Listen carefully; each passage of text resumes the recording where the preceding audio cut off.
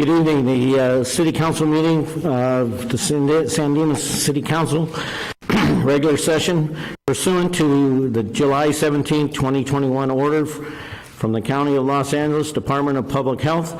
Face masks must be worn by all persons regardless of the vaccination status while in a council chambers.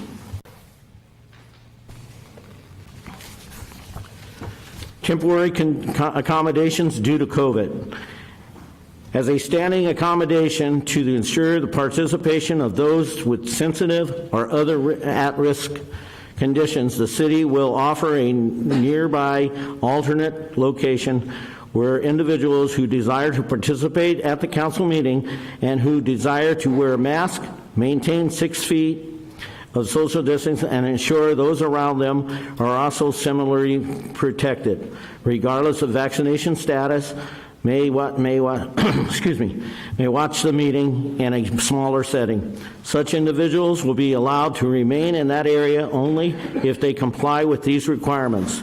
To participate in oral communications, such individuals will be called. They can proceed to the public speaking podium to address the City Council and are able to return to the fully masked and socially distanced location with minimal exposure to any unmasked individuals.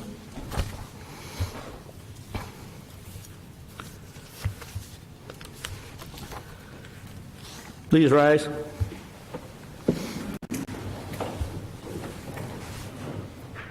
I pledge allegiance to the flag of the United States of America and to the republic for which it stands, one nation, under God, indivisible, with liberty and justice for all.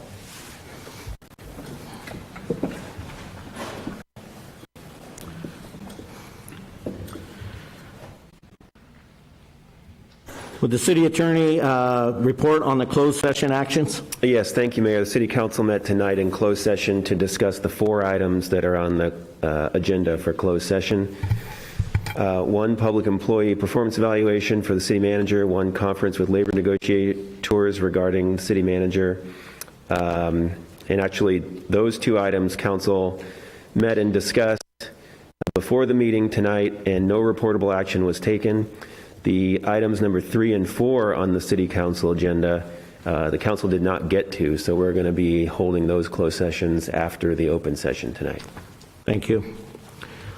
Oral communications. Members of the audience are invited to address the City Council on any item on this agenda or not on this agenda.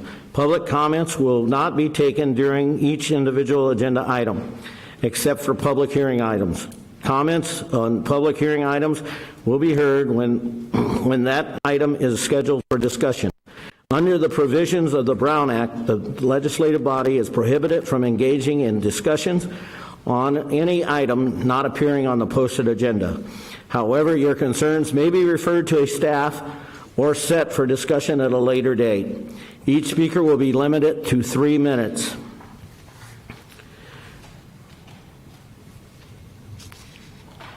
Madam City Clerk.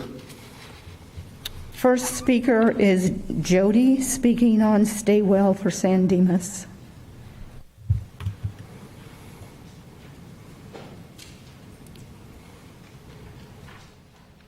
All right. Hello. Good evening, Honorable Mayor Badar and San Dimas Council members. My name is Jody Shu, and I work with the National Council on Alcoholism and Drug Dependence in the East San Gabriel and Pomona Valleys. I represent a community group called the Stay Well San Dimas Coalition, which focuses on promoting health and wellness in San Dimas. Our current campaign is working to address secondhand smoke exposure in multi-unit housing, but the coalition as a whole does focus on community health and risk prevention through education and community-based workshops.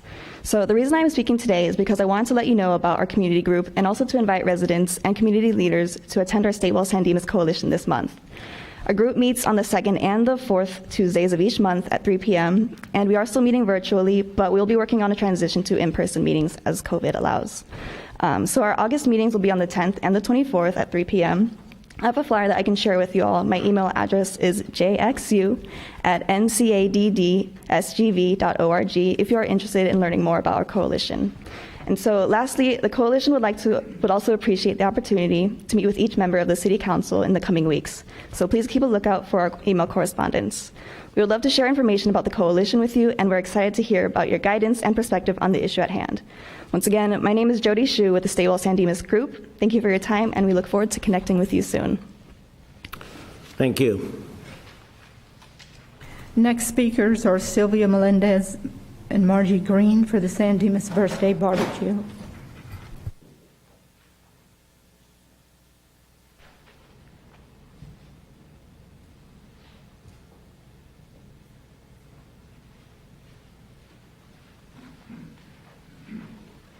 Hi everyone, I'm Sylvia Melendez. I'm the CEO of the San Dimas Chamber of Commerce.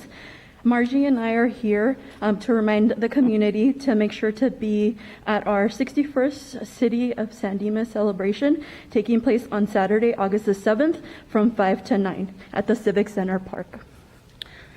All right, we have a lot of things to celebrate. 61 years is a long time, and we have some good things to celebrate with. We're doing it different this year. It's a 61st birthday celebration. In the past, we've done barbecue. This year, we're going to have food trucks, ice cream trucks. We'll have tacos. We'll have beef. We'll have donuts. So come on out and enjoy that. We also have a beer booth. And some of the free things we have, we have bouncy houses. We have live music. We have kids' games. We have first responders that we'll set up. And we'll also have an annual birthday celebration on stage by our lovely City Council here. And also, we're going to be passing out free happy birthday cupcakes. So please come, and that's from 5 until 9. And that's a lot of music, a lot of celebrating. So everybody come on down. And lastly, we want to mention that on July 31st, we want to encourage everyone to visit the downtown businesses as the San Dimas corridor will kick off the San Dimas birthday celebration with free watermelon giveaways. And the flyers for both events will be in the back and also social media. So we look forward to having you there. Thank you very much. Just remember, we got a lot of free things going on for the birthdays, so bring the whole family. These are kids' activities, so come on down.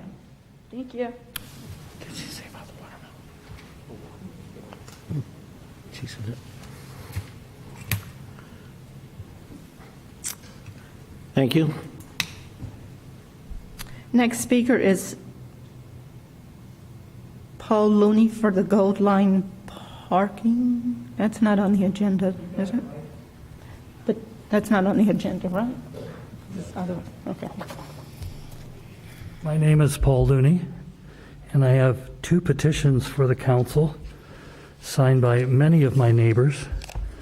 The first one relates to the Gold Line parking, and it's a petition to maintain the agreed-to parking, agreed to by the city and by Metro, to keep the parking space for the Gold Line on the east side of San Dimas Avenue, signed by well over 100 people and counting. One of my neighbors stopped me on the way over here and says, I haven't signed it, I want to do that. So that is done, and it explains the what and the why of it. The second one is a petition to make sure that the Gold Line station is moved as far east as possible, and we've discussed all of this.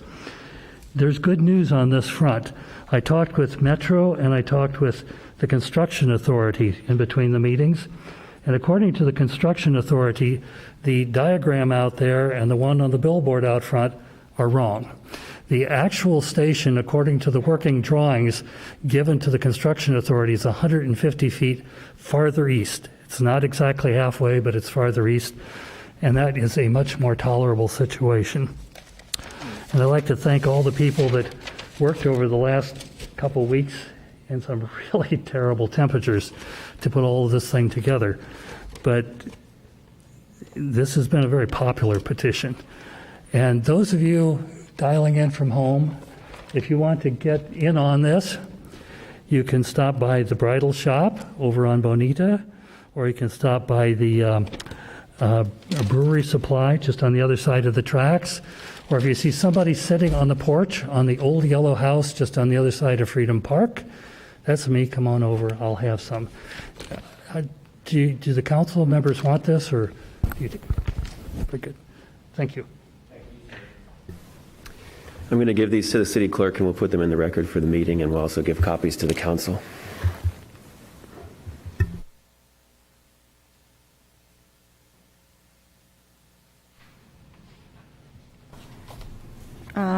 Next speaker would be Juan Madrigal for the Gold Line parking.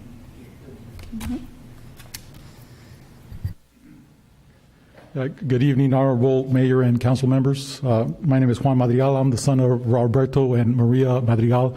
He couldn't be here because my dad just had surgery, and so my mom is at home taking care of him. But just wanted to add to what Mr. Paul Looney just submitted to you. The petitions not only reflect the concerns of the residents, but also the business owners that are located along Monte Vista, Bonita, and San Dimas Avenue. Combining the parking spaces of the Gold Line and the parking ride will definitely impact their businesses. Most of the business owners were not aware of the last-minute consideration of the city changing the plans from the parking lot from the east side now to right in the parking where the parking ride is at. One business owner was really frustrated with the city. In fact, he said that he has no trust in you anymore. That shows to me that the city has failed to build relations with the community, with the residents of San Dimas, as well as the business owners here in San Dimas. So there's a lack of transparency, obviously, right? If one business owner is telling me that. So you're moving too quick and fast with these last-minute changes that really do impact the surrounding communities. As I mentioned to Mr. Constantine, that the quality of life for the residents of San Dimas will be shattered. So according to Mr. Constantine, the meeting of June 24th was unofficial. Now he said that to justify the one-week notice that was sent out to the businesses and residents.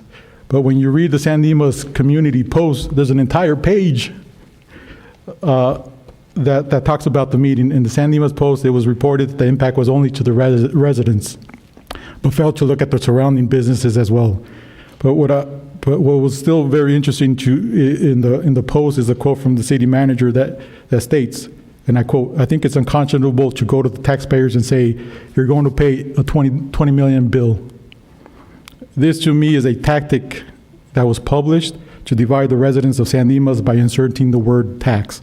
So yeah, for 10 years in the planning, someone lost track of the $20 million. Very interesting. The best way to get more facts about what is really going on behind the scenes is really maybe to call on the media, since they have better resources in getting facts from your staff. At the June 24th meeting, also had to give Mr. Constantine a history lesson about the past of the private developers trying to take away our parks and how it was diminishing our quality of life. But the city council always supported the community. The city council protected the community's interest then, so please do the same for us today, that the parking lot location of the Gold Line stay on the east side. I saw the young girl this week on a wheelchair that she was the one that got hit by a speeding vehicle along Commercial Street a little over a month ago. She will still need, I'm sure, a lot of therapy before she's able to walk again. And we don't want this incident to happen again. Again, protect our community today, protect our community from having another tragic incident like what happened to the young girl, protect our quality of life, and protect our businesses. Thank you. Thank you. Thank you. Next speaker is Margie Green with the San Dimas Historical Society.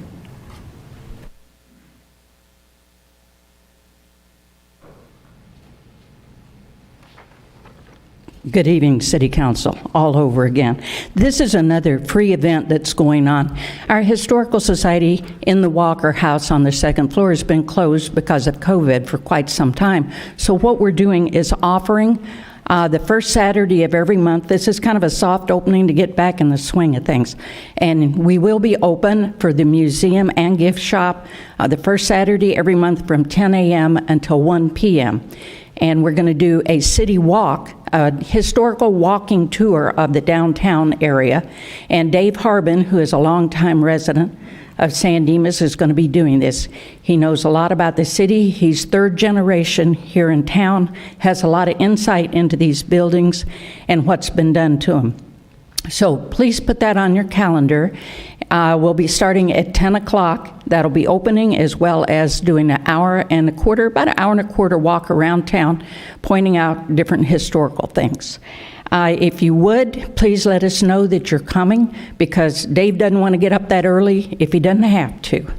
And we'll still be there, but if you would, call Dave Harbin or the Historical Society. Dave's number is area code 990-3395, and just let him know you're coming. But even if you can't make arrangements ahead of time, just come on and show up a little bit before 10 o'clock. We'll take you on a great tour, and we'll show you the museum, and we'd like to sell you something out of our gift shop. So that's another free adventure here in San Dimas, so please take advantage of it. Bring the whole family. Thank you.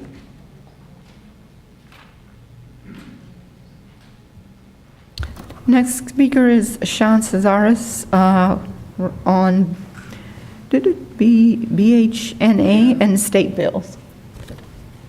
Good evening, City Council and members of the audience. It was brought to my attention after the housing meeting element by a member of the community that back a couple months ago, Senator Portantino had requested a state audit on RENA. In an article by Pasadena Now published Wednesday, May 5th, 2021, titled Portantino requests state audit on formula used for regional housing need allocation, Portantino joined several state senators in submitting a formal request to the Joint Legislative Audit Committee, quote, to approve and authorize an audit to examine the Department of Housing and Community Development's HCD regional housing needs determination process. Quote, we're facing an unprecedented housing crisis, and transparency is critical to determining regional housing needs, Portantino said. I join my colleagues in requesting a state audit in order to determine how our housing needs are being calculated and if they are being assessed appropriately. Several cities in the 25th Senate District now express concerns over regional housing allocations, and I hope this audit will help address those concerns, unquote. RENA mandated Pasadena build 9,408 units of new housing by October 2029, including 2,740 units of very low income, 1,659 units of low-income housing, 1,562 moderate-income housing, and 3,447 units of above-moderate-income housing. Pasadena Mayor Victor Gordo expressed concern over the housing challenges the city is actively working on and is desperately calling for a review of RENA. Unfortunately, the city's attempt to appeal the allocation was unsuccessful. I was wondering if the council and staff would look into this, seeing our RENA number is 1,200 plus units, and if there's an update to the audit. I did reach out to Portantino's office. Marco said my comments will be forwarded to the Senate, have been forwarded to the senator. In other news, SB 9 and SB 10 were not brought up for a floor vote in the Assembly. Both the Assembly and Senate have adjourned for their summer recess. They will not be in session again until August 16th. I thank the members of the community for emailing and calling Assemblyman Holden's office, and I urge the community to keep the pressure on. That's all I had to say. Thank you. Thank you, sir.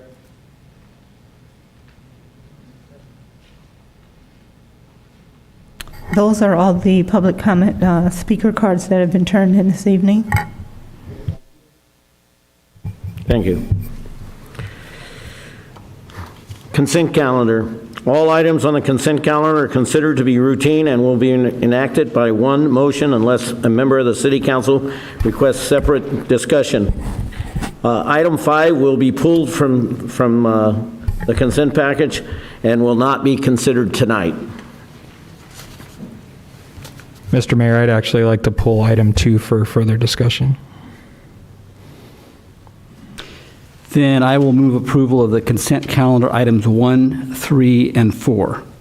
Second. All in favor? Aye. No opposed? Okay. All right. And if we're discussing that right now, then I will recuse myself, and I'll be back after the discussion. I believe so. Item 5 is not going to be called tonight. And 5 is not going to be called tonight, right? For item 2, I have to Right. recuse. Thank you. Okay. Item 2 is consideration of a fourth extension to November 3rd, 2021 for the exclusive negotiating agreement, ENA, and due diligence period under the ENA with the Pioneer Square LLC for the development of a mixed-use project or properties located at 344 West Bonita Avenue, 108 Cataract Avenue, 112 North Cataract, San Dimas, California, and the agreement with Cosmont Companies for pre-deposition real estate advisory, due diligence service, and brokerage services in the amount not to exceed $62,500 to be reimbursed by Pioneer Square LLC. And just for the record, Mr. Mayor, the Councilmember Ebner is recusing himself because he owns property within 500 feet. Thank you. I move approval.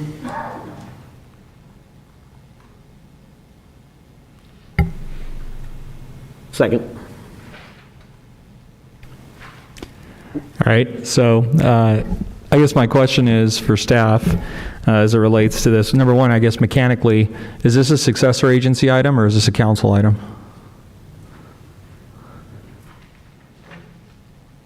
It's the city council as the successor agency. Okay. So I guess my question is we extended, and reading the staff report, it looks like PSQ then will contribute 62.5, and then there's an allocation by the city of 62.5. Is that correct? It looks like if this was approved, that there's an allocation that PSQ has to deposit within 5 days of the execution of this? No, there's two pieces to it. There's the 62.5, it's the total, and PSQ would have to provide a third of those allocations over time. The city is not kicking in 62.5. Okay, so the only thing we're doing here is talking about extending the ENA. The city's not going to be out the money. It's going to be paid for by PSQ. Yeah, you're authorizing the ENA and the Cosmont agreement, but the Cosmont agreement's reimbursable from the 1/3 payments from PSQ. And the due diligence period, if I recall correctly, from when this was previously heard, was to get us up unto this point. So they're obviously requesting an extension because of what? So the last extension that we granted was not a 90-day, it was a 30-day that took us from July to August 6th. There was a pause that PSQ wanted to go back and reassess some environmental assessment information that they had received. And so through that, they did a phase 2 analysis that found some issues with the property. And so we did a 30-day, a short-term extension just to give them that pause. And then this would have been the normal renewal of a 90-day extension. And I believe based on what we've seen and what staff's worked on, we're very close to what I think is a viable project to come forth. But we didn't want to pass an agreement without ensuring that PSQ was paying for the costs associated with Cosmont before they were bifurcated. Okay, thank you. It will bring up that at least one community member brought forward the fact that had some concerns about us extending the ENA, is that this rabbit hole just keeps getting deeper and deeper and deeper. So I understand with the 30 days that we had discussed, that condition, but I will tell you that I will be very, very subjective when I gets down to the next ENA continuance, because I'm really truly expecting that they're gonna come to the table. We're gonna come up with a viable program, because I think most of the community would like to see that occur. And with everything going on, the delays just seem to be mounting up, and I feel good about the fact that we're not paying the 62.5, but it's come some point, it's going to get to a point where we have to say fish or cut bait. Completely understand that, Mr. Mayor. The thing to consider about the legal import of the E&A and the due diligence period, it strictly allows for not requiring the Surplus Land Act to apply unless it exceeds the period going to the end of next year.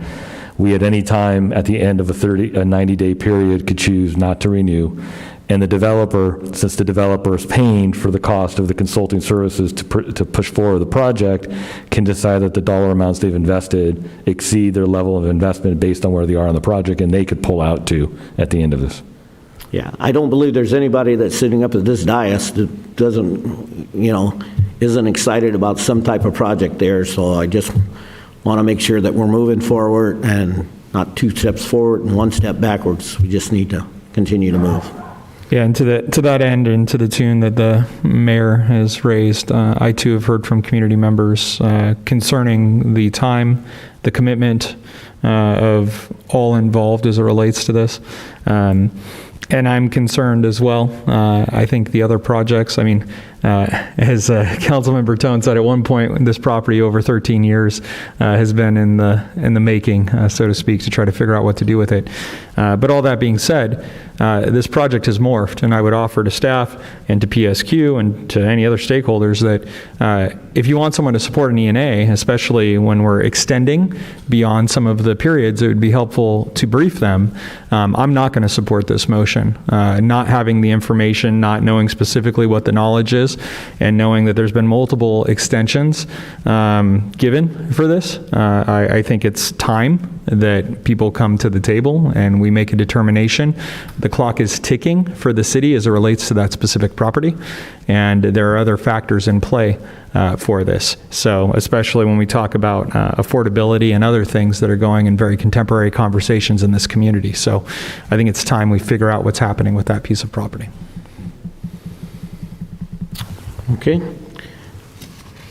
I'll call for a vote. All in favor? Aye. All opposed? No. Motion carries 3-1 with one abstention. Councilman Ebner has recused himself. All right, could we have John come back in? And Councilmember Vienna is the one that voted no. Yeah. Sorry.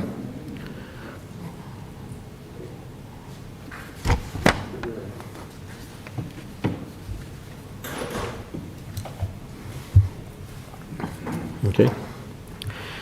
We'll move on to public hearings, discussions, and consideration of approval for the following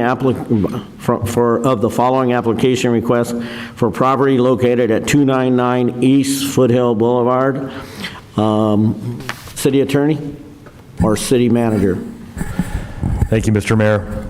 This project was a continuation. You held the public hearing at the last council meeting and closed that public hearing, and the council ended up in a 2-2 deadlock on the project itself, and we had one council member that was missing.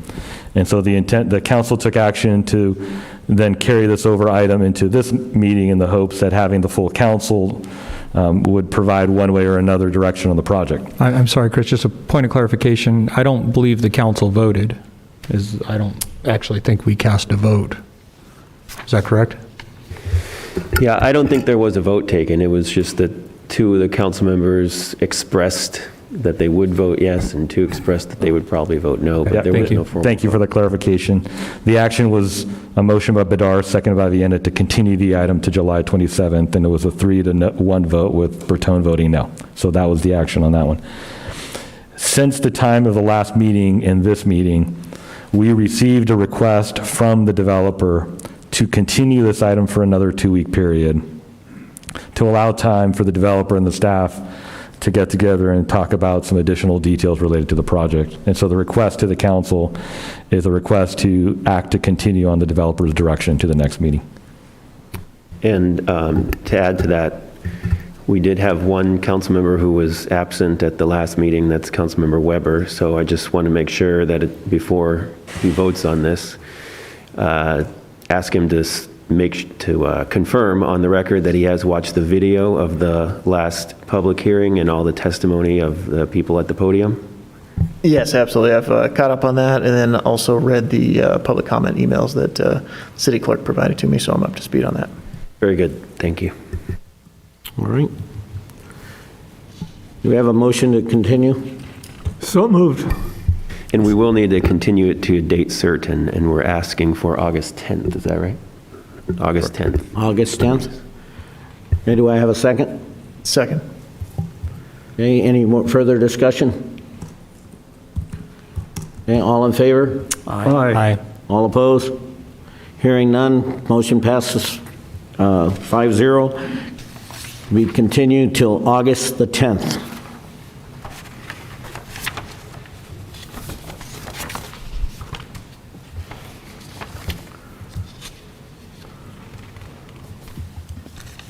Item number 2, discussion of consideration of a municipal code text amendment 21-0001 to amend chapter 18-18.140 in the CG Creative Growth Zone to allow formerly established second floor residential units in the CG2 Frontier Village area as a conditional use.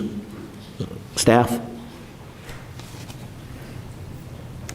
We'll turn it over to Mr. Kent Fichtelman. Mayor and council members, we're here tonight bringing back Municipal Code Text Amendment 21-0001 for your vote. What we're looking to do here is amend the creative growth zoning code to allow for locations that had previously existing residential units to reestablish those units as a conditional use. There are 3 locations within the downtown area which have in the past had residential units. All these units have been on the second floor of the locations. The first location is 251 West Bonita Avenue. It's historically known as the Fisher Building. Today it is the Puzzle Zoo Building. It was built in 1905. The second floor was originally used by local fraternal organizations for community dances and meetings. Sometime around 1920, we don't know the exact date, the second floor was converted into apartments. We do have a 1996 memo from then City Manager Don Prune discussing the condition of the occupied apartments, so we do know they were in use as of 1996. We do not know the exact date that the residential use was discontinued. The second property is 163 West Bonita Avenue. It was historically known as the Forsman and Hoke Building, built in 1910 and now is used by Quality Instant Printing. The second floor again was a social center. It was used by the Chamber of Commerce, Masons, other fraternal organizations for meetings, dances, community events. We do have a permit from 1937 showing the conversion of one residential unit into smaller units. We don't know when that original unit was established. And again, the exact date of the residential use was discontinued is unknown. The third building, 154 West Bonita Avenue, is the Johnstone Building. This one was actually purpose-built in 1911 with commercial storefronts on the ground floor and apartments and SROs, single room occupancies on the second floor. The exact date of the residential use, just like the other two, we don't know the exact date. Staff is proposing modifying a single line of code to read medium high density residential uses, including apartments, townhouses, and condominiums, provided that these are located only in areas so designated on a specific plan map, and this is what we're adding, or were originally established before the year 1950. That ensures that only these 3 properties, which did have residential units before that year, would be able to reestablish the use. The conditional use permit process we're looking to reestablish these under would allow staff to identify and mitigate any issues that came up on a case-by-case basis. We don't have to go with a one-size-fits-all. We can look at each property individually and come up with conditions that would best suit both the building and the community. Reestablishing apartments would create new investment in the historic buildings in downtown area. The Johnstone Building and the Puzzle Zoo Building in particular would both need extensive rehabs, interior and exterior, to allow the use. That would bring the buildings it would put new money into the buildings, bringing the facades especially up to date and helping the look of the downtown area. And any new residents would create additional pedestrian traffic and customers for the downtown businesses. With that, staff and the Planning Commission recommend that the City Council read by title and introduce Ordinance 1289. And I am available to answer any questions you may have.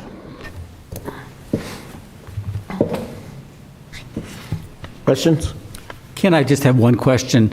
So can you just mention, I think you mentioned the staff report, but the residential second floor unit uses that are complying with that other part that's already in the specific plan that says they're located in areas so designated on the specific plan. So which ones are those? There's a single marker, and that indicates the Sunnyside senior apartments below Albertsons. Okay. And then above the hardware store, too? Those are allowed under a separate part of the code. Are they? It's not this part. There's another section of the code that reads that second floor senior apartments can be allowed through a conditional use permit. Yes. We're not modifying that line. We're only modifying the one that allows Sunnyside. I understand. Thanks a lot. Further questions? What would the parking situation look like if somebody were to exercise this and establish residences on the second floor of a building up there? We already know parking is tight in our downtown corridor. What would that look like? Would parking requirements be waived, or are we talking designating parking spots for residents? We are unsure at this point. The only building that is looking to actually put the apartments into use in the fairly near future is over Puzzle Zoo. That will be three or four apartments. They do have some parking that we would condition them to use in back of the property. The other parking spaces that they may need would be run in the same way that the senior apartments are run, where they have a parking pass that is good in any of the city lots. So for that building especially, we don't anticipate much of an impact on public parking. The printing business has actually converted the second floor into a mezzanine that they use for office space at this point. Chances of that one being converted, especially in the near future, are slim. I've talked to the owner briefly some time ago.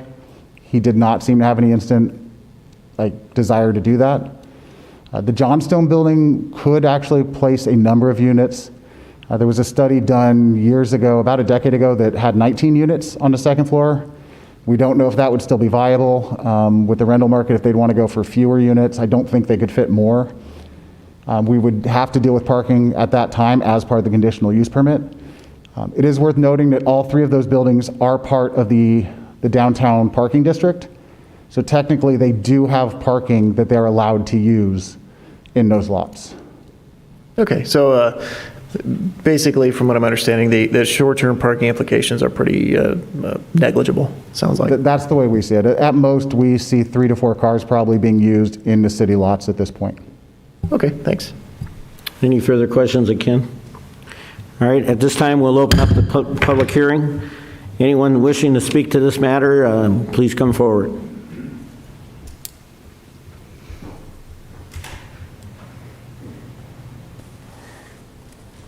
Again, my name is Juan Madrigal. Councilmember Webner brought up a great question, and that's parking.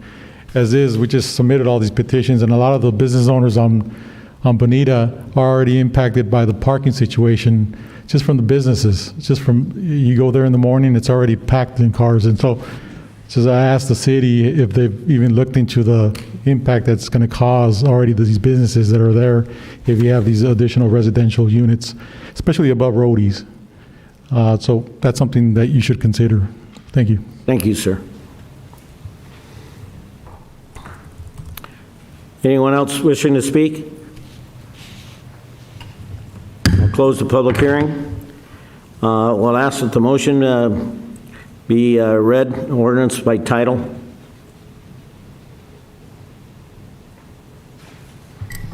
Ordinance 1289, an ordinance of the City Council of the City of San Dimas, County of Los Angeles, California, adopting Municipal Code Text Amendment 21-0001 to amend Chapter 18.14 CG Creative Growth Zone of the San Dimas Municipal Code. I move that we waive further reading and introduce ordinance 1289. I think parking is going to be a problem, but I would second it. Yeah, I agree with Councilmember Bertone that, and Eric and Weber that parking, I think, is going to be a challenge. That being said, the parking permit program that the city has looked at, I think this will become more and more of a factor as it relates to the Gold Line, as it relates to this particular initiative. So I hope that we are doing outreach to those neighborhoods that will be most impacted so that they are keenly aware of what opportunity is there and what's needed to be able to get ahead of that problem. Eric?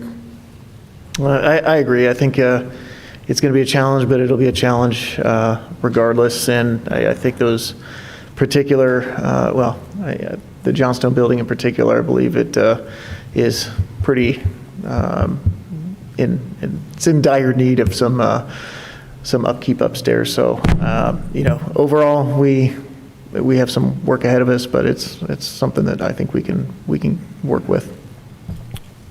Well, it is very difficult to predict where the Johnstone building would be today. Ken was absolutely right. Back 13 years ago, when redevelopment was alive and well, that project, we actually sent it out to a architect, and they started going through and putting that together. And so I think it was 19 units, but redevelopment died, that project died, and now it's being pushed back up. I'm not sure if anybody's going to do anything with it, but we're just trying to make that reservation. But everybody speaking about parking is absolutely right. So I was going to make a comment after the vote, but I'll just mention it now that we are embarking on finishing the downtown specific plan, and that'll have an effect on our view of parking, where it is, what it's under, over, behind, whatever. And the other point is that I think these will count toward our RENA numbers. So, we could knock, in this case, whatever you said, was it 3 or 4 or 5 units off the list, and it doesn't hurt to do that.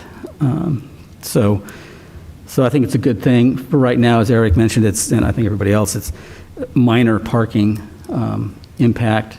And we'll certainly be doing this specific plan before we get to the Johnstone block. If past history and just knowing how the owners of that building view the building at this time are any indication. Super. We have a first and we have a motion and a second. All in favor? Aye. Aye. All opposed? Motion carries 5-0.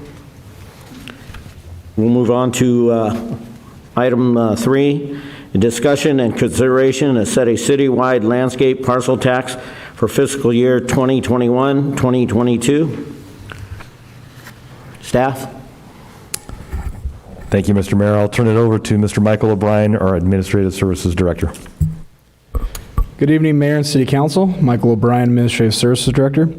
For your consideration this evening, staff is recommending the adoption of Resolution 2021-50 to establish the 2021-22 rates for the landscape parcel tax.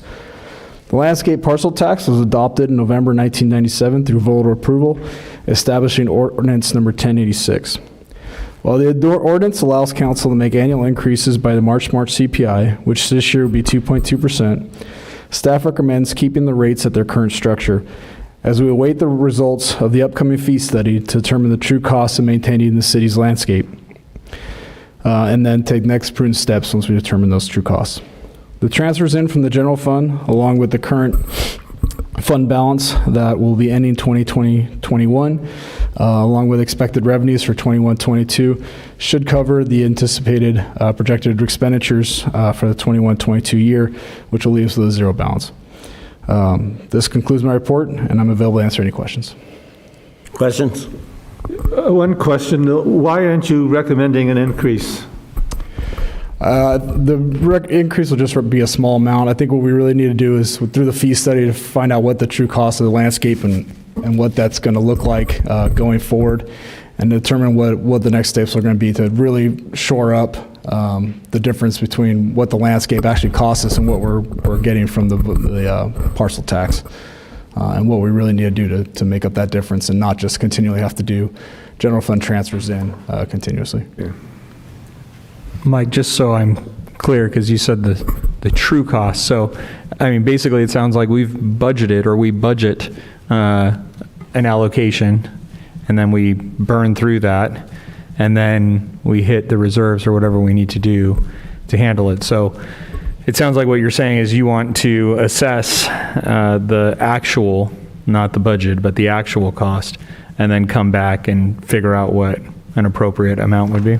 Yeah, because basically what we just have charged as our contractors' costs. We don't contribute any of the costs that have to do with staff time and managing the parcel tax itself, along with other items like medians and median landscape that are just getting assessed into the general fund or getting charged to the general fund, not properly assessed the landscape parcel tax. So we want to see what all that looks like cumulative and see what it's really costing to maintain this landscape, and then see what we really can do to address that. I'm like super happy to support this. I don't know that I'm going to be happy with whatever you bring back. Yeah, if I may speak to this, the original assessment, the ordinance eliminated a previous assessment that was much higher than the assessment that was put into place back in the late 90s. And that assessment was increased by the council, not every year, but every year that they would assess the cost of living adjustment, it would go up and up and up. That money was intended to be spent on pretty much all things trees and park landscape, so park strips, medians, trees and parks, pretty much the whole kit and caboodle. It's clearly not adequate to fully accommodate all of those uses. And so we can continue trying to do a COLA increase every year and say, just fully expend it, and then everything else get put out of the general fund.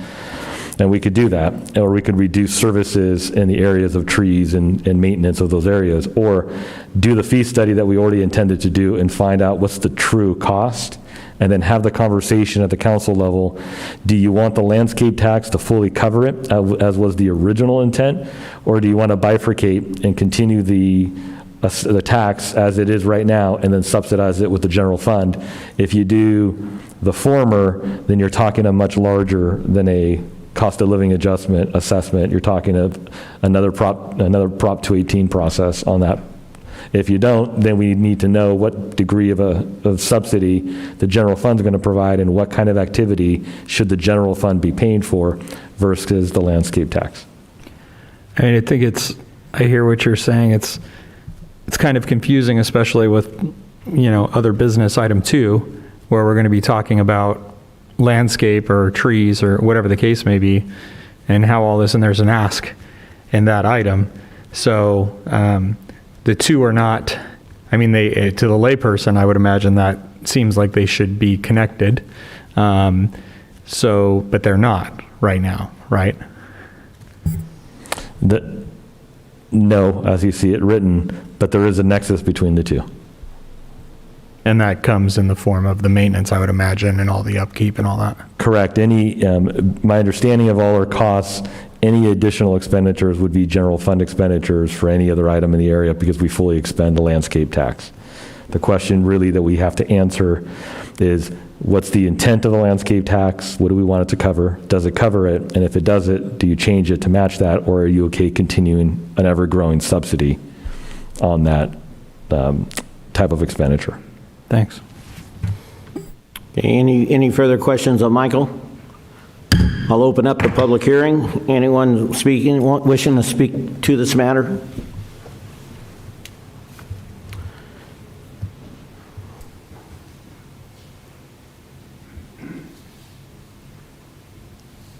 Assuming we get beyond this hurdle, what mechanism is put in place to maintain the upgraded tax?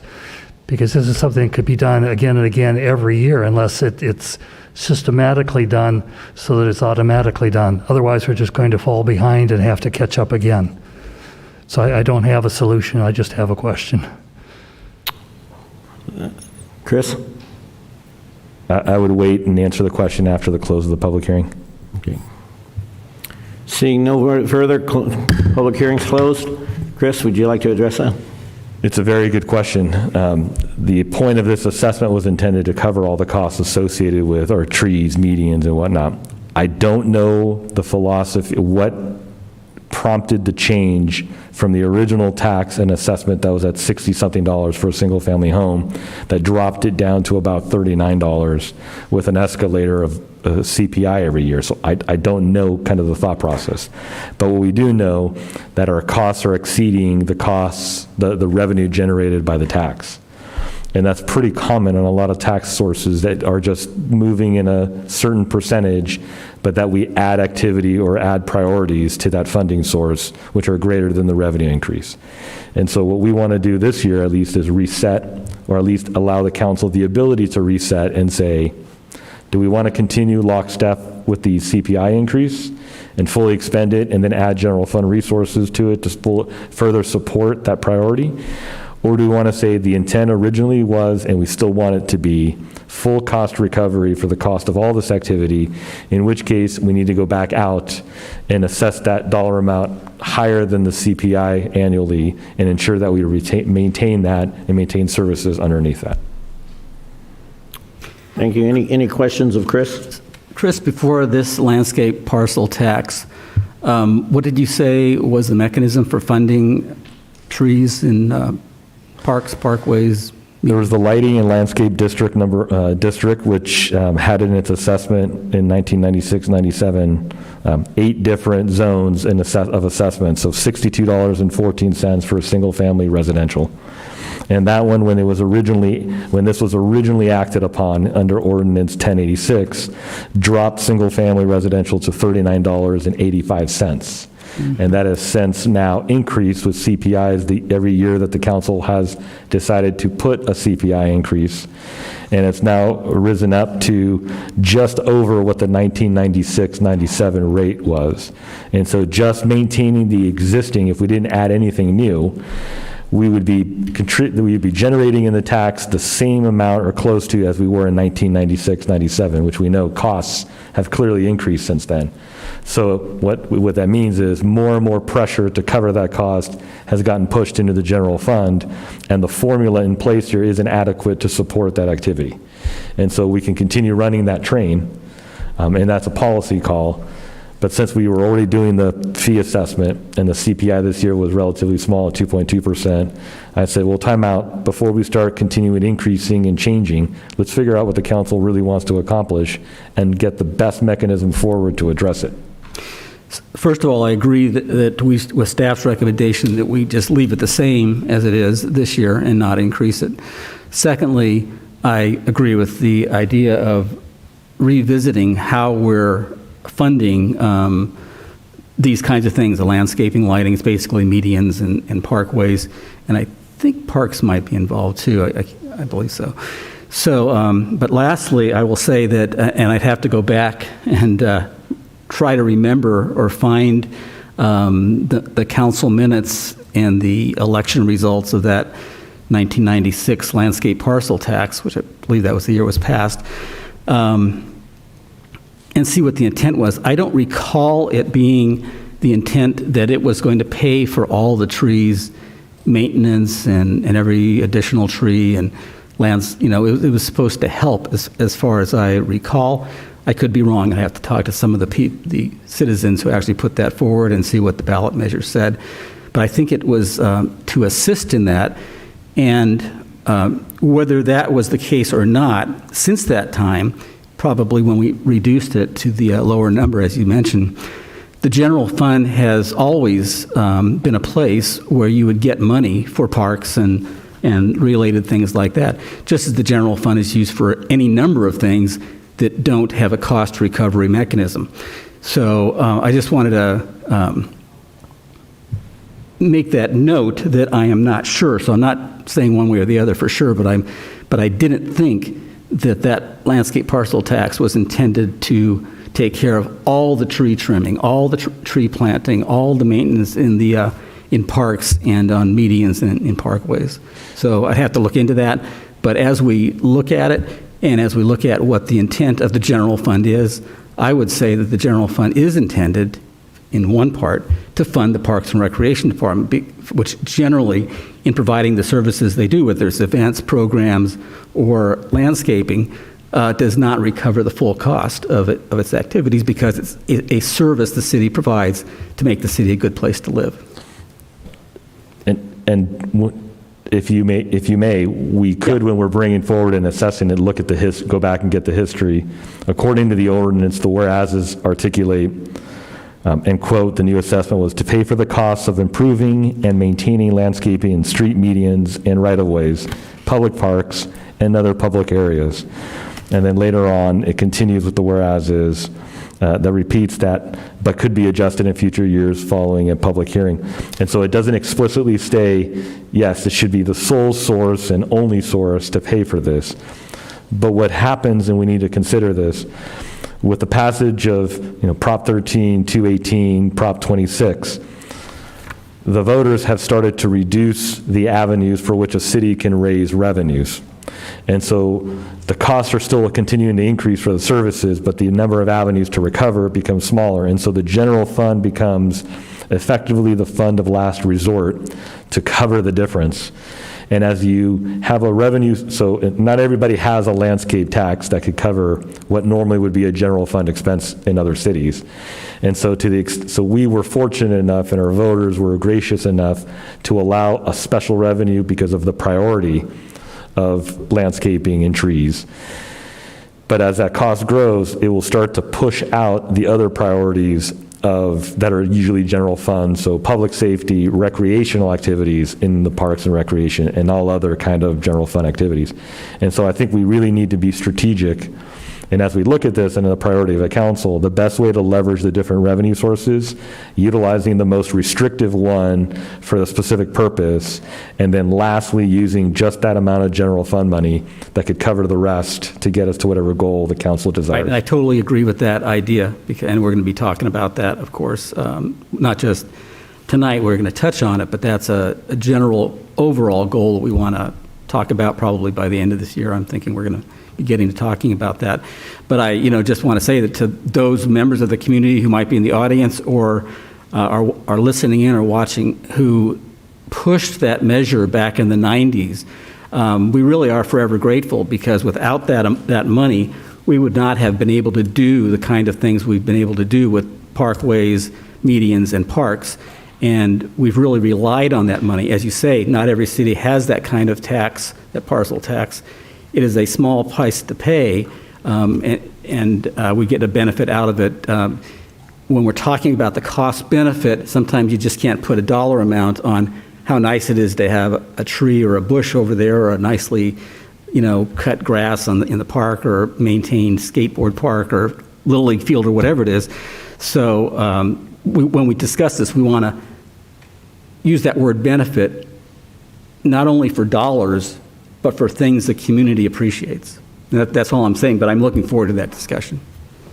Yeah, I pulled up the resolution, or the what was passed here by the voters, and so I see exactly what you're talking about in that, and I do now think that it is important we get the actual costs, because what was intended and what the voters passed and where we are today are two different things. I mean, the voters passed this essentially to be able to cover those expansions and growths.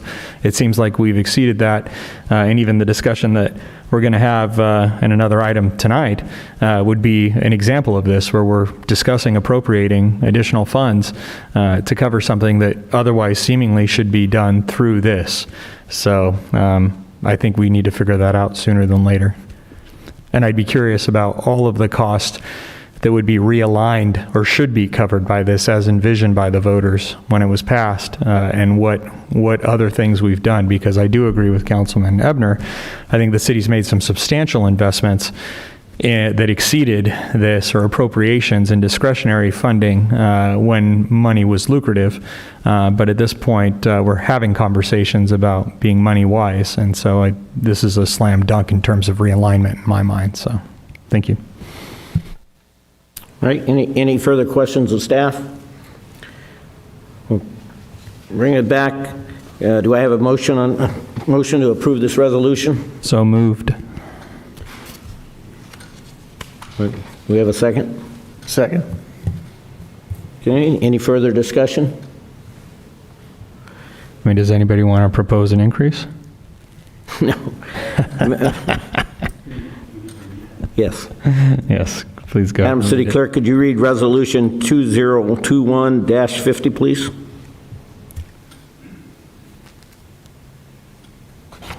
Resolution 2021-50, a resolution of the City Council of the City of San Dimas, County of Los Angeles, setting the special citywide parcel tax for fiscal year 2021-2022 to be used for landscape maintenance purposes.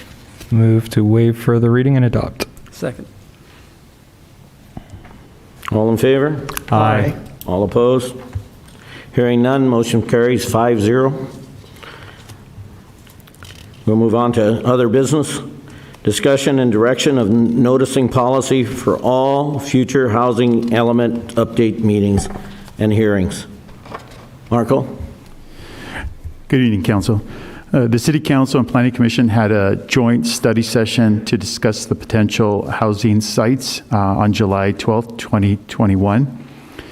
For that study session, staff mailed 1,415 courtesy notices to each potential affected property and also to property owners and tenants within a 500-foot radius of that site. At the same meeting, the City Council requested additional sites to be brought forward before the City Council for consideration. The cost of the mailings for the additional sites, staff has increased the sites from 16 to 41, which are comprised of single parcel lots and also multi-parcel lots, which would create a total of a 5,638 mailing list.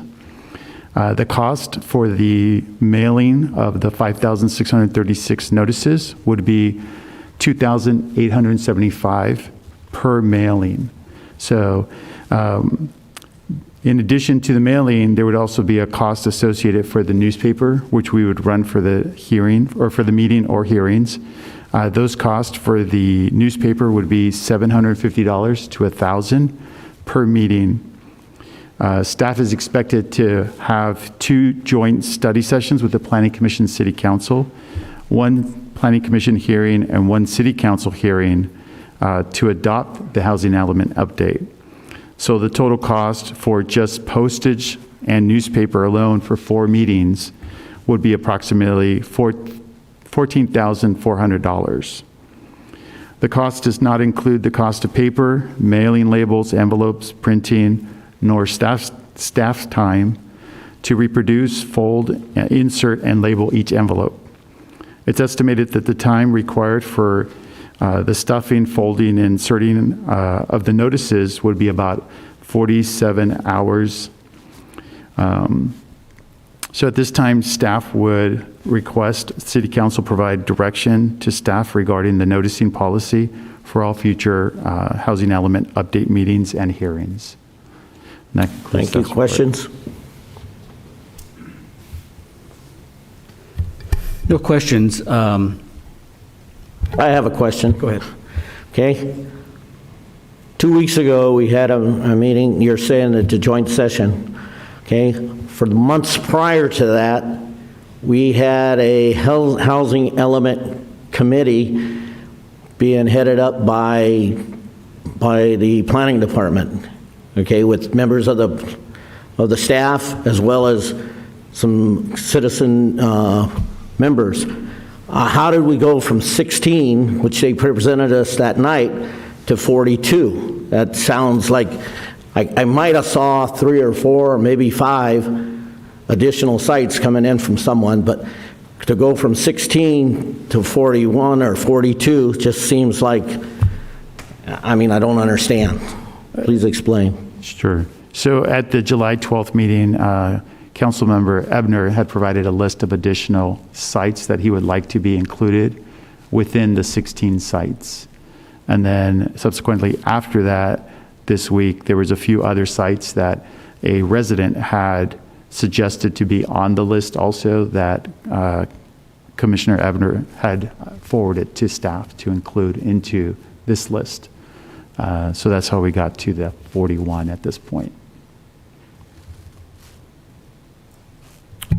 There was no public input, other than the Housing Committee, the 6 members of that committee, to go down to those 16 sites. So my feeling, and I think it's a feeling in the community anyway, I don't know about on the city council, I hope it is that we should be allowing other potential sites, essentially staff's original list that they provided a year or so ago, to allow all those sites. The council had never been asked or given the opportunity to provide their ideas on any other sites. So that is what I've done. I've taken the opportunity to look around and say, well, what about these other sites? Why aren't we considering them? I'll also add that some of those sites are also sites that staff. So the question had asked, these are 16 sites. Are these the only? It seems like we picked 16 sites.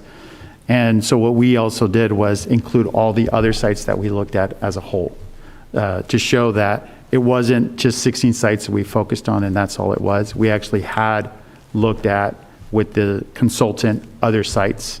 And so we included all those other sites as part of this review so that you can see what sites we actually did see, and we decided not to put forward because we felt the 16 that we did were the best ones based on all the criteria that we were looking at. Well, I have to say, just recalling the progression of this process, I'm not supportive of that. I support staff's list of 16 that were presented. And I say that with confidence in that if we rewound the tapes to the council when the meeting was had to talk about this, and when we were talking about SB 23, and then this discussion of RENA came up, then this discussion about civic engagement came up, and that led to the formation of this subcommittee selected by staff to be able to evaluate and further evaluate and provide input and feedback. And that committee went on for some time. It wasn't a flashpoint committee. They met quite a bit. And I think how many staff hours, how many meetings were spent with that subcommittee? The hours spent, it's a lot of hours, but we had, I think, 6 total meetings with the subcommittee, 5 or 6 meetings. We had 5 meetings with the subcommittee. Okay, and those were those just 30 minutes, an hour, or were they substantive? I would say the average time was an hour and a half. We worked with our consultant, staff ran some of the meetings, consultant ran some of the meetings. We gave 30-minute to 1-hour presentations at each meeting on various elements of the housing element. There was always a healthy back and forth. I won't call it like a question answer because it was a back and forth with the subcommittee on the topics of every night. I would say the average meeting time was an hour and a half, maybe 2 hours. And is it fair to say that the members of that subcommittee represented a diverse cross-section of this community? We feel that they did, yes. Okay. So does staff feel comfortable then that the 16 that was put forth in all of this is the best 16 sites for the discussion for the whole body to have?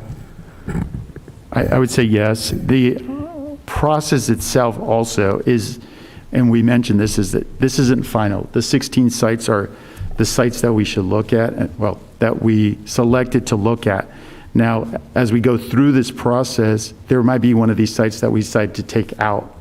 Now, with that, we have these other sites that we had looked at also that we might be able to put in. But to go through all the 41 sites, we'd have to go back and reevaluate some of those sites that were not on the original list. So for the purposes of the noticing discussion then, I'm comfortable with the 16 that staff brought forward for the purposes of the discussion. And if conversations lead to a place where we have to sub in a property or what have you, then I can understand moving forward to some other alternatives. I support, I think we, as I've heard the council say in the past, we hire staff, we pay salaries, hire expertise, we've hired a consultant, we've engaged the community. I think we did a lot of due diligence to get to where we're at today. And that's where I'm at with that.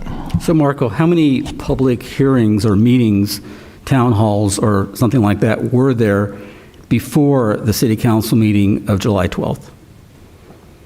None. I don't think there were any. So it is true that 5 or 6 members of the community were engaged to work with staff. But here's my question about what you're talking about. Let's say one of those sites falls out for whatever reason. Let's say 3 of them fall out. Where do we get those other 3 from? Is it then back to staff to just say, oh, well, we're going to pick these 3? Or does the city council and planning commission have anything to say about those sites? So what I say is, let's have the list. I mean, the mailing is one issue, but I think we should have a list of all the potential sites with that bare bones evaluation, just saying, how many acres it is and what the current zoning is, that kind of thing. Those one sheet overviews that we had, and then the council can have some input, because at this point the council has abdicated all responsibility, and I'd like to see the council get more involved. How much staff time would it take to facilitate that request? This is a very important decision we have to make, one of the most important, and you can see from the reaction we got from the community that they're concerned about it, and they're specifically concerned about the development around where they live. So it would be good to have as many sites as possible. I don't know if 42 or 41 is too many, but I know, for instance, like the community around where the Via Verde Shopping Center is, I would say that the community, for that community, is probably nearer 95% opposed to doing that at that shopping center. Wouldn't you agree, Emmett? That Yeah, without a doubt. There's, they're looking at the fact that there's only that one market there. So I guess we only have 2 choices, either Levon's or the city park. So I don't know where else there would be. I don't know where else you would be able to do it. That brings up my point. Right. You're saying you don't know where else we're going to put them because we don't have the list of all of the sites. I mean, Marco's got the list. What I have here from Marco goes up to 48, because there's the 41 that he's talking about, which are some of the ones that I suggested in addition to what was on their original list. And it's got 7 additional that I gave, that I asked about on Monday, I think it was, whatever day that was. Was it just yesterday? Time goes so fast, unless it was last week. But anyhow, the idea is like, where are we going to come up with the other sites? And that's exactly my point.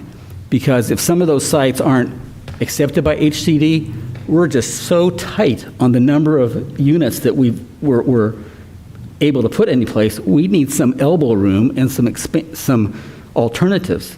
But where are they going to come from? I think the city council should have the list. Why not?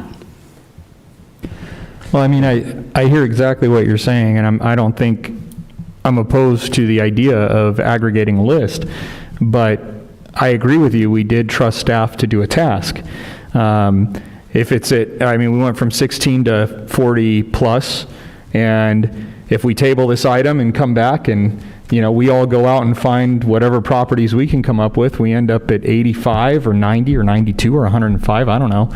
But the point is, where do we draw that line and trust that staff has done their due diligence to give us the most viable properties to meet the requirement? I've got to think that out of 42 properties, that if staff came up with 16, and just looking at the 16 as they were presented in general last to go, I mean, I'm inclined to look at those properties and understand, and I can actually see what it is that staff generally and the consultant was coming up with for the purposes of the discussion, for the purposes of achieving the zoning goal for RENA. So, finding like a place, talking about annexing a property along the freeway, I don't know the feasibility of that, the time or how long that would take. I'm not saying I'm not opposed to flushing that out, but I don't know that that's a discussion that needs to inhibit or prohibit progress on this for the purposes of discussion for what we need to get to. And if we have to sub a property in, then we deal with it as it comes up.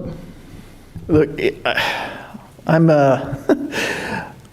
quite confused as to the purpose of the committee.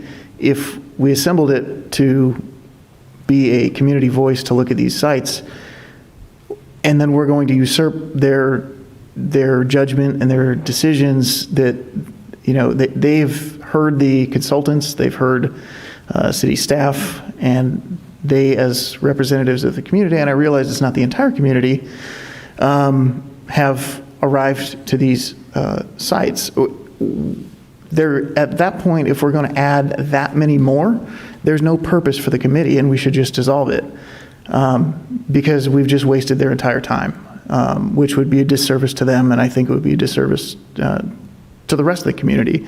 However, I realize that there is a compelling desire for many of the residents in the city to make their opinions heard, and I think there's a process for that.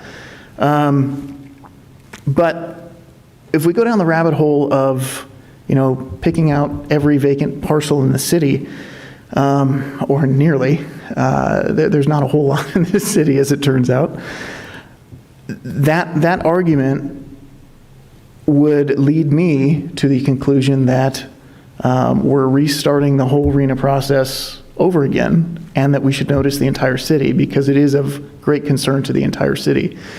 And I'm not trying to be, dramatic about it, but it is of concern to the entire city. We established a process so that different people from different areas of the city, of different backgrounds, can be represented in the process. I just don't know that if we're going to go down that road, I mean, we could, but why reset the whole process? Why restart it? Why usurp the work that we've already put into it? And why disrespect the committee members and the time that they've put into this so far? I mean, to me, that's what we're getting at. Well, it's not disrespecting the members of the committee. So the members of the committee are one body that helps determine what we're going to do. But just like with the DPRB, the Planning Commission, the Parks and Rec Commission, anybody that has a recommendation that comes to the city council doesn't automatically take that recommendation and take it with the thought that, well, if we don't accept what the Parks and Rec Commission has recommended, then we're somehow disrespecting those 7 members who wanted to do that. The public, in this case, is more than the committee. It's more than the consultant, and it's more than the staff, or even the city council. And the public hasn't had a chance to really look at all the possibilities and comment on them. If we take the view that the committee's work is what we need to, is the only thing we're going to consider, then the whole public hearing process and the 4 required meetings, or there's at least a couple required meetings, I'm not sure it's 4, but that are required, all become pointless and a waste of time if we take the idea that we can't change the recommendation.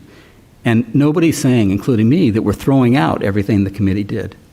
They may be 80% correct in what the eventual selection is. But on my list, and I don't think we got a chance to look at it, or maybe we did, but you might have noticed Vaughn's was not on my list. So, and the person that sent me a lot of suggestions lives in Villa Verde, and basically her thought was, well, where are some other places? So before this is all over, I want to at least read mine into the record that are hers, mine, and actually more than that, but the additional ones that were not on the list yet, but Marco has them already numbered and with addresses and everything. And I know this item is for the purposes of determining the mailing, but I just want to get these other sites on the record, and I think August 10th is our day to talk about it, so it's not like we're putting this off for a really long time or hitting the reset button. So that's my thought for now. Well, I think I'm wondering, I mean, if 42 sites is the way it is, what's the cost to notice the entire city? Because at that point, 42 sites, it's bound, like Eric said, you're going to hit somebody. So what is the cost to notice every single resident and business, presumptively, in the city? Well, as Dennis and I both agree that this affects the entire city. It totally does, because if you took from 1 to 42, I guarantee you number 42 is going to have some residents that are, look by there, are going to have some objections. So all 42 of these, communities are going to have some pushback. So I agree that if we're going to expand this list, then we have no choice but to notice the entire community, period, because it's that important. And I agree that it's that important, okay? I just don't want to spend money, but the reality is, John's right. We didn't have any of these meetings that might have shed some different light, but we did go through a process. The planning department's been working on this for quite some time. What I'd like to ask Marco is, what day is this RENA report due to the state? All the blackout dates, all the other dates, when is this thing due? Can you correct me too? I think we had submitted by October, and then they have, I think, 30 days to review it. So they have 30 days to review it and give us back any corrections or comments. But it's in October that we have to submit. Okay, what is our cutoff date that you believe you need to be able to present this, to prepare it? If we go to the 41 sites, it's going to take a lot longer. That's pretty. So that's a pretty broad answer. It is, because I can't. Because how do you select 41 sites? How do you go to 48 sites? And these are, and like I mentioned, some of these sites are single parcel, some of them are multi-parcel. So you might say, you know what, I like this, but let's take out this one site. And but that's an objective decision that the planning department's going to make. I don't know that that's going to help John in the way he wants to look at it.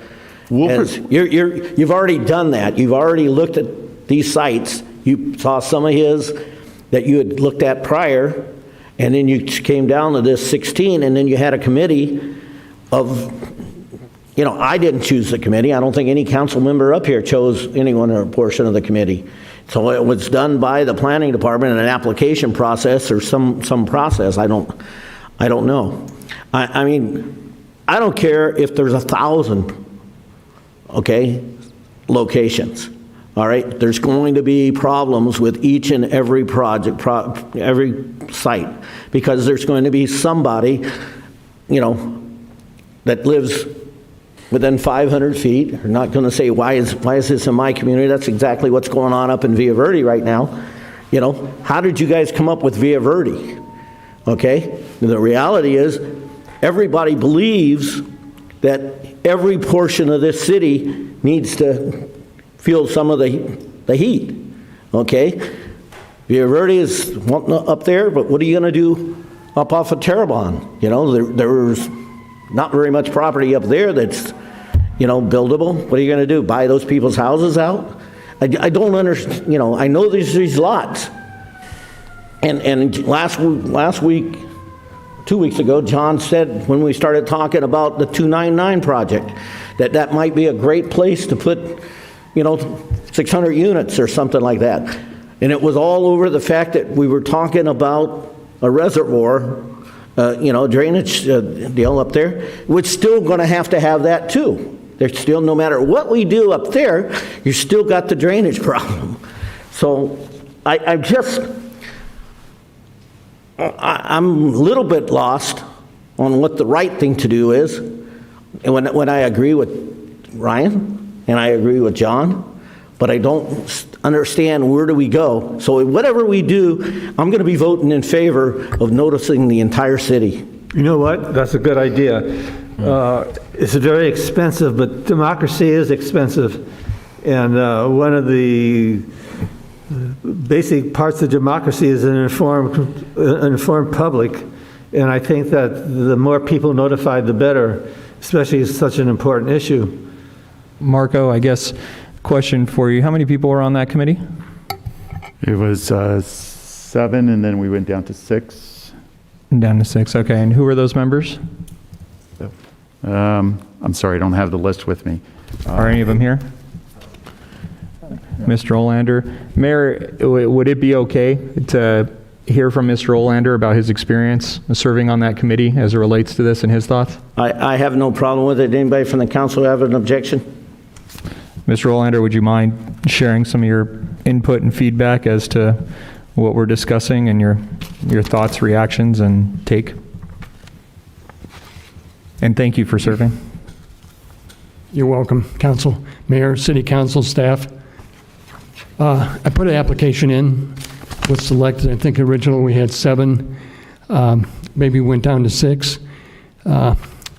We had a number of meetings.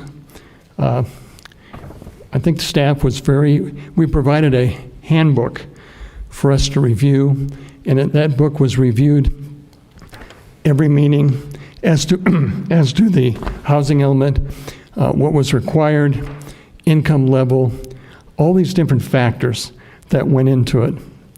And I thought the consultant actually did a pretty good job when he worked with us and took our ideas. We had good discussion on these sites, and then we made recommendations to staff, and staff obviously turned those up to the City Council. I want to echo something that Councilman Bertone said, and I had sent in a letter, and I'm going to resend it in. This is totally driven by the state. And Dennis, you said that. We are being made to do this, not because these 5 men up here, or councilmen, dreamed this up out of nowhere. The state of California is requiring that we do this. And there are ramifications for us not doing it. And we can debate how bad those ramifications will be, but we have to do it, and it has to be submitted. I'd have to ask our council's attorney, if we don't get this in by October, what does that mean? Because that's the date I remember that we had to, the council had to submit this by October. I thought it was a good process. There was some give and take. We made recommendations. We added a site, and we came up with 16 sites. Do I think they were all personally, maybe I wouldn't have picked one, but that's not the point. The point is we had a consensus, went to staff did their review, and they moved it up to City Council level. So I was honored to be on that commission. I'm going to resubmit my letter that I sent for the 2 weeks ago. And I think the city needs to realize that this is totally state-driven. Totally. And I'm going to end with this. I think it behooves all the voters in this city, as well as any city, to look at candidates that are running for our state legislatures, at least the state level, because we're going to get the government that you elect. And right now, since we have a one-party system, everything just comes down, whether we like it or not. I'm not advocating that we shouldn't. I wish we had a two-party system in the state. We had more give and take, but we have no check and balance. And to me, this is one of the results when you do not have a check and balance. We got these 1,248 RENA units. So I hope that gives you my personal opinion. Thank you very much. Mr. Olander, just as it relates to what the council is discussing right now, do you feel, were you only presented 16 sites, or were there more than 16 sites that the community subcommittee was presented with? I think we reviewed sites, and the consultant had some, maybe a few other sites from memory, but they had recommended about 15 or 16, and we had a lively discussion about Villa Verde, and we recommended that Villa Verde be, as a group, be included. And then, so I would say there was probably, from the consultant, that they had reviewed some other sites, but came down with this number of sites, 15, 16 sites. If you, Oh, go ahead. oh, my last question. If you were sitting in my seat right now, in light of the whole discussion the council's had, where would you go, knowing everything that you know and having participated in that committee, which I did not? Would you feel going the route of noticing the whole city is necessary and examining these 42 plus sites, or would you feel comfortable and confident with the subcommittee's work and the staff and consultants' efforts presented to the council? I think we need, and I made this argument in the meeting, that it's always good to have a few buffer sites, okay? Because if the HCD rejects, you're going to have to go through this and add one, maybe two, maybe not. But I would say, I would trust staff. You paid this consultant a lot of money. You paid the staff, who I enjoyed working with, and I'm sure other people on that housing committee did too. And I think the timeline is very short now. I do believe in being open and forthright, but I think you need to get it to HCD. And you want to notify the city? I mean, all the residents in the city? I don't think you have the time. Thank you. Not with that, so I would trust staff. Thank you. Bob, I just had one question, and that was, so did you see the larger list of other sites that staff had come up with originally? Or had that been distilled through the consultant into the 15, 16, 17 sites you I would think discussed? that came down through the consultant and the staff. So you ended up discussing 16 or so sites, 17 or whatever. Yes. Okay. But honestly, we did discuss, the consultant and staff said when it goes up to HCD, they have to review it.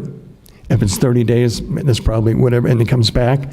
Okay. And hopefully they don't say, we reject site 3, whatever that is. I made up that number. Right. Doesn't mean anything. And you then have to find one to replace that.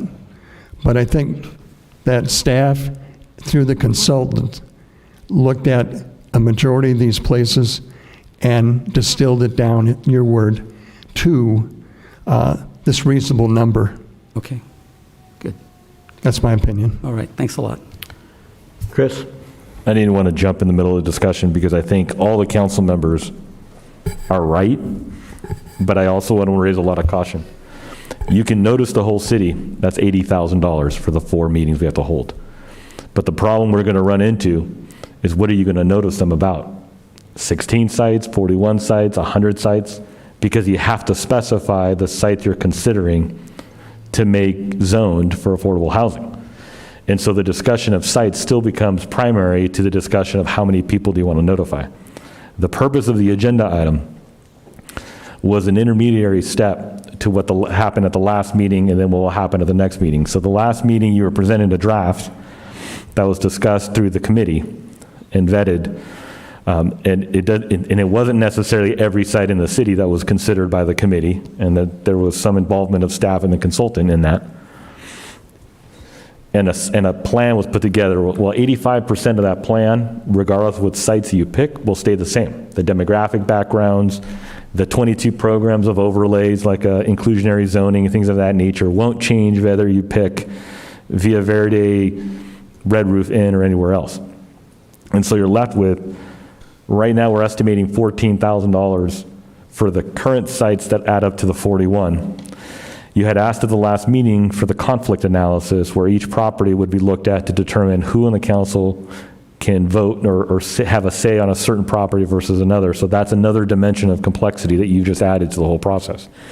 And so while staff came forward with 16 properties and what looked like an absolutely final document, it could be final if the council said we like it the way it is, but it could be completely first draft and not even close to where you wanted to be if you completely change which parcels you want to look at to discuss. And so today, what we're to facilitate the discussion of the 10th, we need to know what could potentially be on the table that could be discussed at the next meeting. It doesn't mean you couldn't start off with 25 parcels and end up at the next meeting and say, or 16, like what was recommended by staff, and say, we're okay with those and it meets the criteria of 1248 and we don't have to go any further. Or you can continue to iterate and get 40, 50, or 60 parcels and continue to add, and then when it's off the table, subtract and go back and forth. But then you run up against the deadline issue. And so the council is now left in the quandary of, fully discussing the policy implications of intensifying downtown or going citywide or spreading this across would probably necessitate additional meetings and noticing, but if you do it in a way that doesn't notice the whole city, then you're not incurring the cost, but you're incurring the delay. And so we just need guidance to know the list that came forth that the council talked about last time, the direction given, which wasn't council-wide, was we need the conflict analysis, we need to consider other sites, and so we put together the list of the 41 sites that included the list that Councilmember Ebner had at the meeting, included a list of sites that were before and considered by staff to get to 41. And that 41 has the cost that you see in the staff report. Any change from that, you could change nothing but say go citywide and you're incurring $80,000 to notice everybody when your legal requirement which is more than a legal requirement, it's 500 feet, is a $14,000 cost. And I think in that respect, it doesn't accomplish the goal you're looking for. And so we just need direction. Do you want to go with the 16 first? Do you want to go with the 41 and have the further discussion? Do you want to add more sites that you can, ask folks to present to us and we calculate the cost? But no matter what you do, tonight we need your direction on the number of basically notices we're going to send and an appropriation to be able to pay for it. Okay, let me just ask, just to make sure that I'm clear. We have 16 sites. When we look at postage, we're talking 19 different sites. On page 642.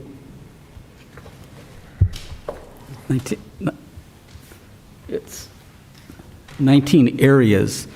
So one area can include multiple sites. So, for example, almost all the 16 sites that are in the initial recommendation from the committee and the consultant and staff are in Area 1, if I'm not mistaken. There could be one, Vaughn's isn't in there. Okay, so that's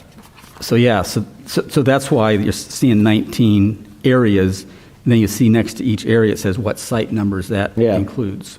Yeah, the areas are the mailing areas because some of these sites are adjacent to each other. So tomorrow, let's just pick a number. Site number 6 is, we put it in there, staff looks at it, all of a sudden it gets moved out, questions come about it, 6 isn't acceptable. How do you pick what site takes that place? How does staff pick that out? We can pick them out based on the review we've done and how we pick the other sites, in the sense of we can try to make a list of the top priority list and then present them to you. But if you do that, then all of a sudden you have an additional site that hasn't been noticed. So you're plopping another site on the list, like say one gets rejected or the council decides after a public hearing, that one or that one shouldn't be on there. And now staff all of a sudden picks another couple sites, and they're, who knows where they are, and those people in that area were never noticed. So my thought is, let's be inclusive of all the sites. First of all, I want to respond on the 299, just to get off track. I never said 600 units. I just you're absolutely right, John. And I also was just making an argument for accepting the development as it was, because I was afraid that it would be just left vacant property, and then. So anyway, that's neither here nor there. But in answering the mayor's question, we can present whatever site that is, but then it depends on the council to say, yes, that is a site we want to put on. It's going to be your determination final. How does the public get notified about that? Well, that's where the question comes up of this creates a longer process. And do we have the time for that process? So it's either... What is our penalty if we don't make this time date? Because it's obviously, this ain't going away. And we all know that. We could present to HCD that we are working and show them that we are working and that we're at a certain point of potentially finishing it, and if they can extend or give us an extension for this, which that's a possibility also, which I think there might be a month or two extension that could be possible. Okay, and also back to one of the speakers, Sean, was talking about Senator Portantino is questioning this formula, right? So at the end of the day, they could come back and say, it's not 1258, it's 641. But we can't stop the process. Understand, I just want to know where we're at, about asking potentially for this extension, or, are we at a point where... I don't think we're at that point. So I would like to do one thing, and that is read in what turns out to be 6 additional sites that Marco has already got on his list because of me presenting them to him, and just to get them on the record, whether they're potential sites or not, just to get them on the record. Well, you got 6, but this is in addition to the 41. So now we're talking 48? We are. And let me tell you why, because when I did that initial list, I basically stopped at Arrow Highway and Cataract. I did not keep on going. And recently I did the rest of Arrow Highway, basically, is the idea. So I just like to read them to get them in the record, and then I will make a comment, and then I'll let it rest as much as I can possibly do.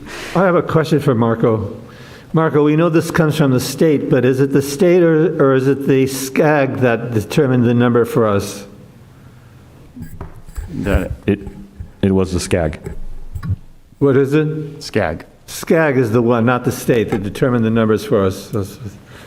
Southern California Association of Governments. Yeah. And then to clarify, there's 7 sites you're going to call that.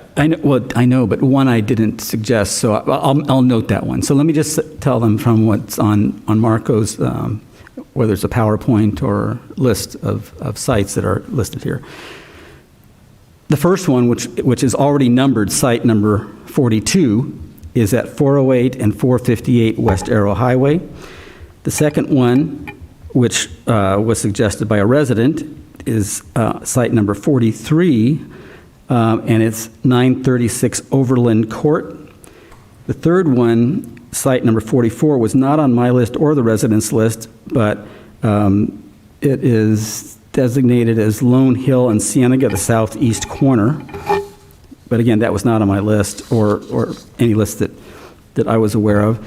I don't know why that was on the list, but it's on this sheet of paper. The fourth was 140 East Arrow Highway, and that's site number 45.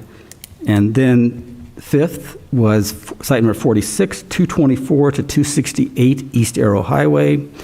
The next one was 300 East Arrow Highway. The next one was 510 to 590 East Arrow Highway. And the last one that was on my original list but did not get in that list of 41 was on Gladstone, north side, west of the 57, hard up against the freeway. There's a storage site on that site now. And the last comment I'll make about all these sites, about all the additional sites, is that I think we should be trying to be fair to the entire community when we pick these sites. And to be fair to the entire community, I think the entire community needs to see the entire list and know what is on the table. As far as additional sites, there might be some, but there probably aren't very many. Maybe there's, if you can go out and find some, maybe you could. The rationale for picking these sites, some of them are industrial. I'll give you an example. One is 140 East Arrow Highway. It's the old Stanley building. Now it's right away. It's a parcel of property. I don't know how many units would fit there. When we do a zone that would allow housing there, remember what I said last time, we wouldn't do away with the ability to continue, improve, and do everything they can do under the current zone. We wouldn't change that at all. But is that site more a better site, possibly, than the Station Shopping Center? So the station where Red Robin and Denny's and InCycle, Michelangelo's, all these different Zendejas, great little restaurants there, cost plus. So that's on the list of sites that says, well, we're just going to do away with that and build something else there. Now, I'm not, and as Bob said, we're being forced to pick sites that are bad choices. But which is a better choice? That site or that one across Arrow Highway, which is literally across the street and a few hundred steps to the station? It's right there. And it's on Arrow Highway with access to the freeway. So people who are going to drive, and I'm just saying this is an example, and an example of the rationale that I would like to present to the City Council at our next meeting. It's like, why are we picking these sites?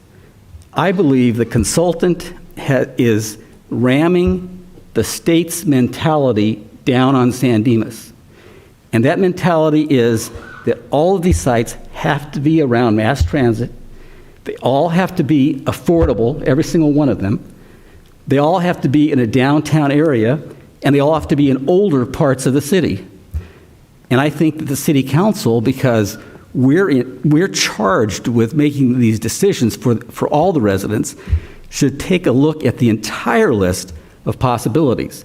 By having all these sites, and if somebody else can come up with one or two more, fine, the more the merrier, but by having all these sites as something that the city and the citizens and the City Council can review, we are seeing the whole picture. If we're only seeing what turns out the consultant distilled for the committee, so the consultant took a larger list, narrowed it down to what the consultant thought was best. I think that's just not right for the City Council not to have some input in what the parameters of choosing those sites is. As has been said before, this is San Dimas. We're not some other city. And Sacramento may think we're like every other city, and we have to follow, everybody's got to do the same thing. But I'm saying no. Let's let us, the people and the council and the committee and our staff work together to get the sites that are best for our city. And that's about all I have to say today. So I think basically what that boils down to is we shouldn't have hired the consultant. Yeah. That is not accurate. So we've had consultants forever. We always have consultants. But consultants don't make the final decisions. Well, I got to tell you, yes, there are state preferences that are laid out in the legislation that guide where he's choosing those. But that speaks to a larger, like Mr. Olander was saying, a larger, you get what you vote for. And we, for whatever reason, whether we agree with it or not, we have voted for this. And it's getting, it seems like the majority of the community here doesn't buy into the idea of the regional housing needs assessment. And I certainly do not, and I'm on the same page with you. I wish we could just not do it, because I don't believe particularly when the state is hemorrhaging people, that that the housing crisis is correctly framed in relation to our population growth when it's in the negative. But this is what we're given, and I think I understand, it would be great to say, let's not pay attention to what the state's going to approve, but if we compile a list of every single vacant property here and the state rejects every single one of them, all we've done is create more heartache, more people that are upset with us and the process and the state. I think people should be upset with the RENA process, because I don't think it's a one-size-fits-all solution that does not work for our city, period. But we have to do it. Now, I think what's probably happening is the consultant is getting paid that money so that we don't have to duplicate effort. We don't have to create the consternation that roping if it was as simple as walking around with a clipboard and finding every piece of vacant property in the city, I don't know that that consultant would have a job. I think his job is to pare down what the most palatable solution for each individual city might be, and produce a product that's most likely to be approved for the RENA process, for the cycle. And I just, in my mind's eye, see this creating consternation that doesn't need to be created, because at the end, the state's just going to say, no, those sites don't work because they're not in line with what we want out of this process. And I agree, it's a very flawed process and it doesn't suit the city.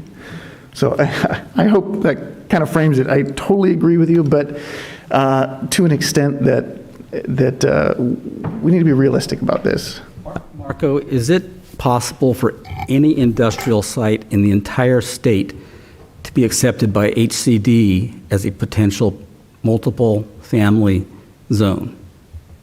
They look at each site specifically. I mean, so it's too broad of a question. It's really going to be I think what's being said is that industrial sites are off the table. And I don't know if that's true.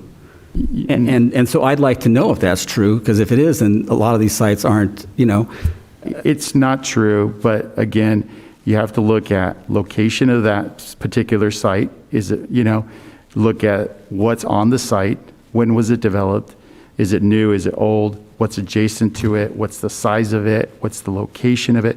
So you have to look at multiple factors. You can't just say no. But that's one of those things that we did do when we looked at all these sites, is go through that. Also, if you pick one site within a industrial zone and nothing else around it, that's really not the kind of site you want to pick either, where then you have housing surrounded by industrial factories with no potential of those ever changing. So those are all kind of factors you have to look at when looking at any site in the city. Not just industrial, but also commercial, office, and that's kind of what we did. I'll say that, the mayor, probably 2 years ago or so, he and I had went to a conference, and we had a discussion about what is, and this is as he was getting ready, I guess, to pursue mayoralship. But one of the questions I asked the mayor was, how do you envision San Dimas? Like, what is your vision? Because I felt that was important, that I wanted to know that from him as someone who wanted to support him and did support him. And I think it's important that, kind of to Eric's point, we have to have a real discussion. And if we go walking up and down the streets and you talk to residents, and what do they say? They say, we want more restaurants, we want more livelihood, we want more entertainment, we want a vibrant downtown, we want a booming economy, but protect my single-family home, keep all of the riffraff out of my neighborhood, and let's do that. I want to stop going to Glendora, I want to stop going to Laverne or Claremont, and I want to invest here. So we've gone through a robust exercise. The council tonight voted to extend an ENA on a potential project. And what did we all learn? We learned that population density matters for securing good tenants. We learned that we need population density to be able to bring businesses that the residents want, to be able to cause them to thrive. We've learned we have a mass transit project coming into the community that will bring with it a lot of things, but some of that is opportunity and growth. So while I understand the discussion of looking at RENA throughout the entire city, I think we're burying our heads in the sand if we can't honestly sit here and look at the lessons learned from all of the communities along the tracks of mass transit and look at what's happened. Every single one of them, it's either, look at Azusa, I think we have a Target right there and they developed really nicely around it. In Pasadena, La Grande Orange and a whole community bustling around it. No matter where you go, there's been a lot of things, some good and some bad, but there's been investment, there's been development, and there's vibrancy, even with the frequency of the train. So to get the idea, I do agree that we shouldn't stack and pack density in one part of the city entirely, but I also think it's counterproductive and creates a great deal of consternation to sit here and say, well, let's notice the entire city, basically say the consultant was a waste of money and this subcommittee was a waste, and just say, hey, let's start over, you know. And I'm not saying that's entirely the message, because I don't believe that's it. That's my paraphrasing. But I do think that we have to have a serious discussion about how this council envisions this city. If it's going to fulfill those dreams and aspirations of people in this community who say, I want a place to be able to go see live entertainment or get a nice glass of wine. I want to be able to live, work, and walk to the train, so I don't want to have to buy a car, which is some of the generation today. Then this is a real discussion.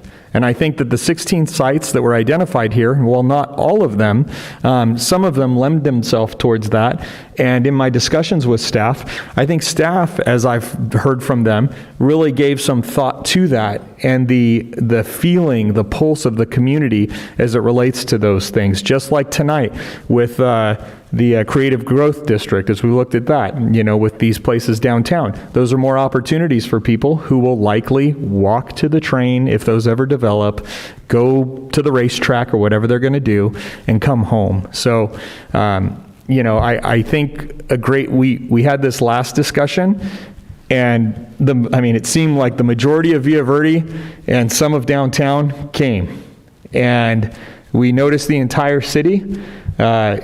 Open up the Plumber Building. I mean, I will not support noticing the entire city, especially in the wake of the testimony by Mr. Olander. I think the subcommittee, the consultant, and the staff did due diligence in this, and I remain reaffirmed in where I was at the beginning of this. You know, we're acting like this is some new animal, okay? It's not a new animal. We've had this animal for three sequences, 8-year sequences that I know of. It might have even been more. John and Dennis were around 24 years ago when we went through this exercise. I was on the planning commission time before last, and then on the council this last time. How did we end up with the places that we ended up with? Okay, how did that happen? There got to be the same, same problems that this and this. I just find it amazing that we're reinventing the wheel here. Staff came to council a number of times during those processes and told us where they were at. That's pure and simple. I grew up here. I never once heard about it. And that just goes to the bigger conversation point that, civic engagement as it relates to some of that, either the council of the past entrusted the staff with the recommendations that came forward and voted accordingly, or they didn't. And, I know I never heard about any of this until I really got much more involved. That's the problem. It doesn't get out to the public. I think it's time we make a decision. We're starting to go around and we are feed ourselves. We are.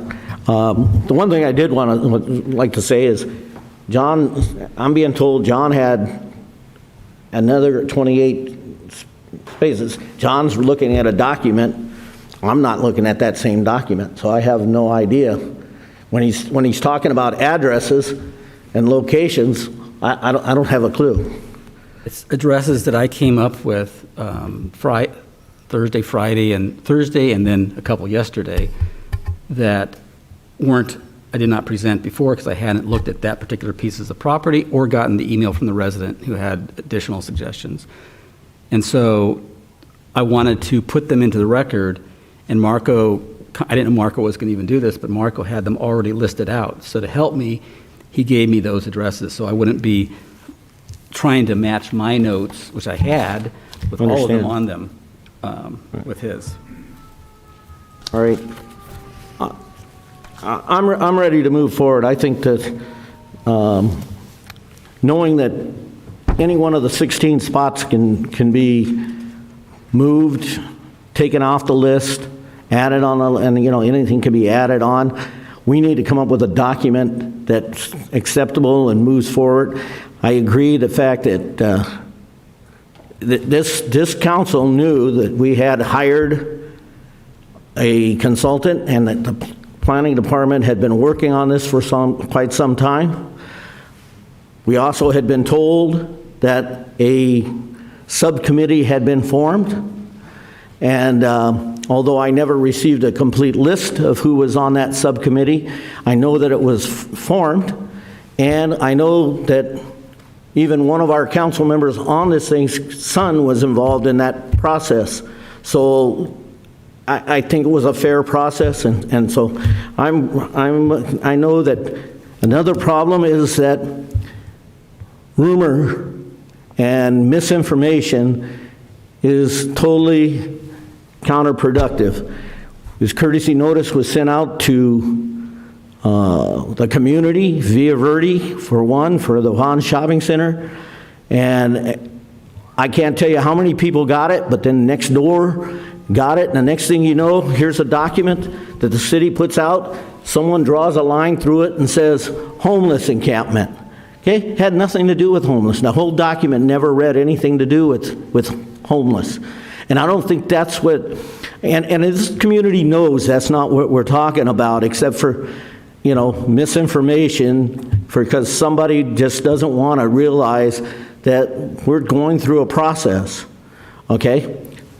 I'm sorry, but at this point in my life, I would be supportive of the 16 spots, and knowing that we can eventually, after this thing is done, they all can be changed. We might not end up with 16 of any of them, and we may not end up building, as we haven't built a house of our arena numbers in the last 24 years. We haven't built a single unit.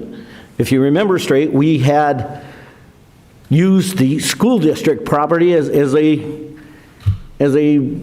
location that this could be built. We knew right off the bat we'd never be able to do that, but you know, the planning department and the city council approved that, and so I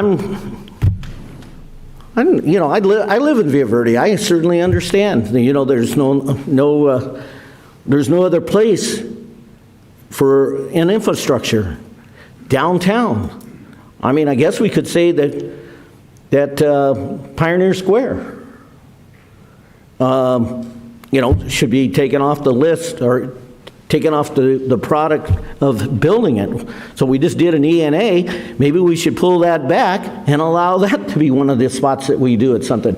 But I think the community would benefit more by getting our ENA there, getting our Pioneer Square for the downtown area. So I'm going to be supportive of the work that the planning departments did and the subcommittee, and I want to thank them all for, I know nothing about the consultant, but I think from what I understand, our staff and the subcommittee did a good job of narrowing it down, and I will also be taking a look at the places that John has brought up. I want to take a look at them, but for moving this down the line, I'm going to be supportive of it.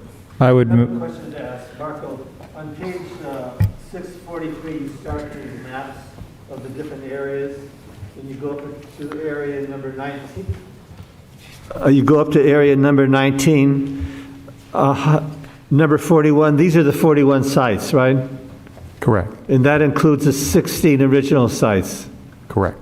So if you look at this, if you would notify all these people, it wouldn't be the entire city. It'd probably be less than half the city, I would assume. So it'd be, based on this document, it's 5,638 notices we would send out. That's 5,000. That would be less than half of the residents. So that's $2,875? So the way we presented the report was it'd be 4 meetings plus the newspaper. So that's where we got the 14,400 for 2 study sessions, 1 planning commission meeting, and 1 city council meeting.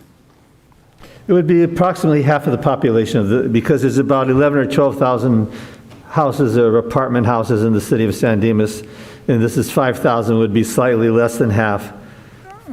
The thing is, with this one, you're also mailing tenants, so it could be the property owner and a tenant if they're renting out, if it's an apartment complex.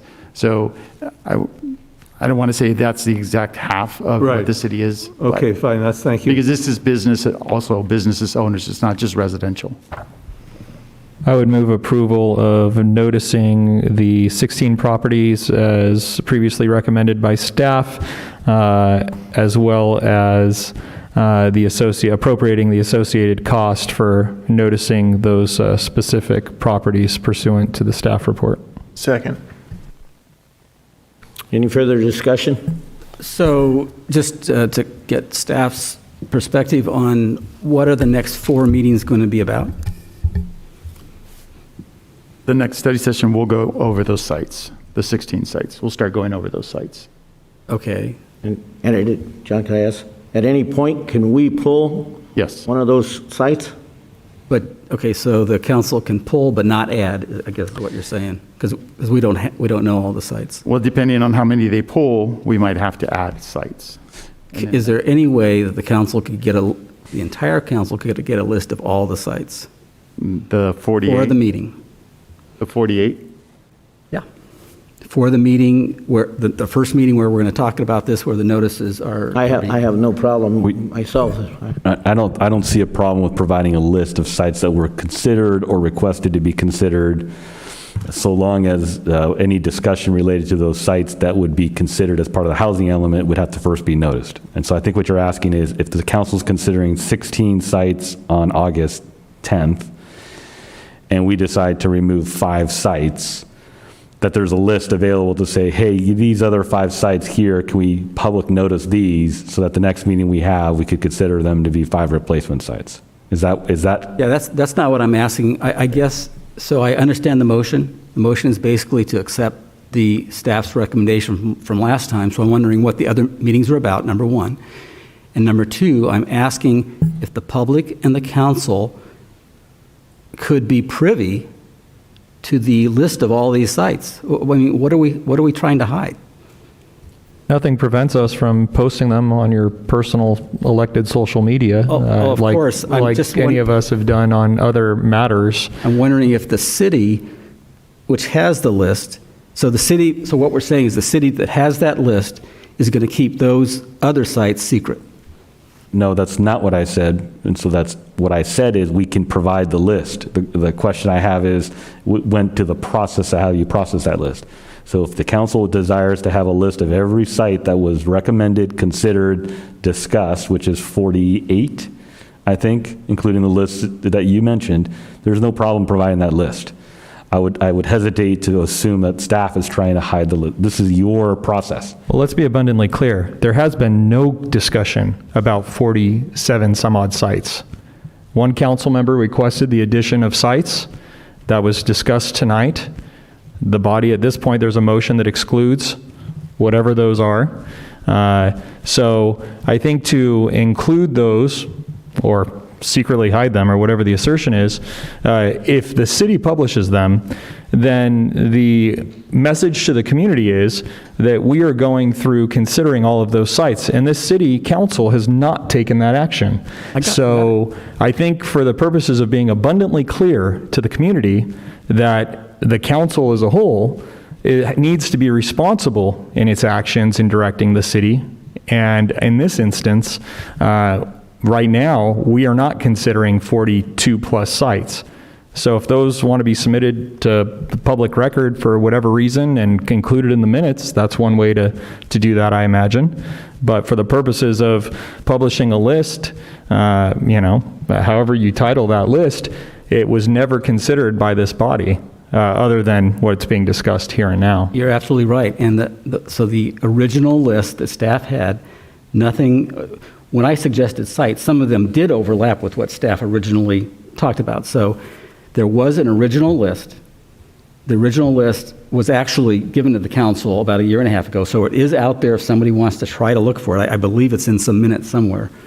But whether it is or not, the issue is before us right now. So the question is, would you at least allow that original list of staff's recommended universe of sites to be made public at this time, either on the website, in the meeting, someplace where people could look at it. Well, it sounds like that was already publicly disclosed. Is that? If it's in minutes, anybody can access Where can that be found then? What Councilmember Ebner is talking about is there were some sites we did not put on the 16. So I think we had a total of, don't quote me, about maybe 25, 30, something like that. So Councilmember Ebner is asking for those to be published. Well, that's what I'm asking now. I'd rather have the 48, but I'll take those. I mean, the city, so what I'm... What's the purpose? So the purpose is that people in the community, and not just people I know, but a lot of people in Villa Verde have asked, can we have more sites under discussion?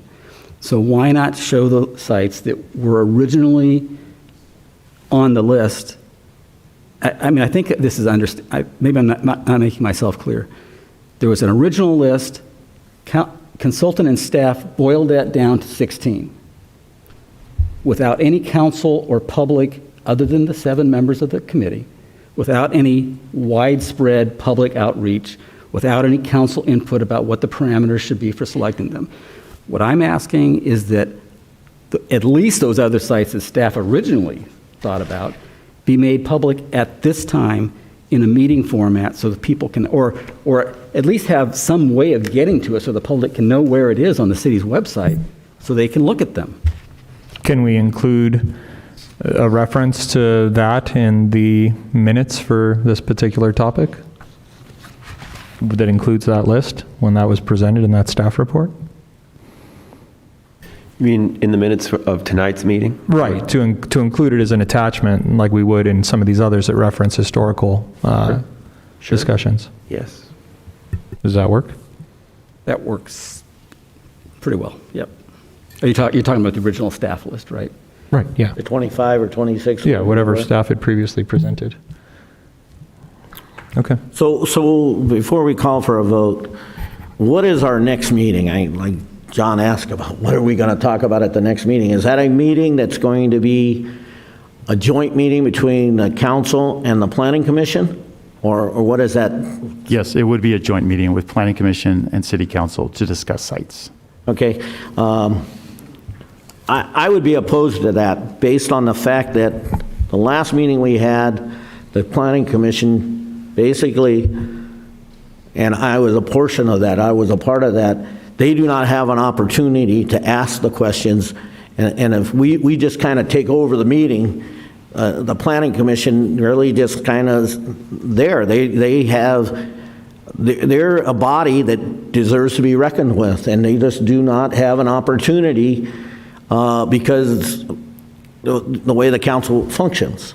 So I believe there should be a separate meeting where the planning commission, it could be a study session, but the planning commission has the opportunity to hear the public's, their portion of it, to see what the public says to them. Okay, then we can jointly come back together, but they've had an opportunity to review this and figure it out. We're expecting that they'll just listen and vote like everybody else, but the voters are here, right here.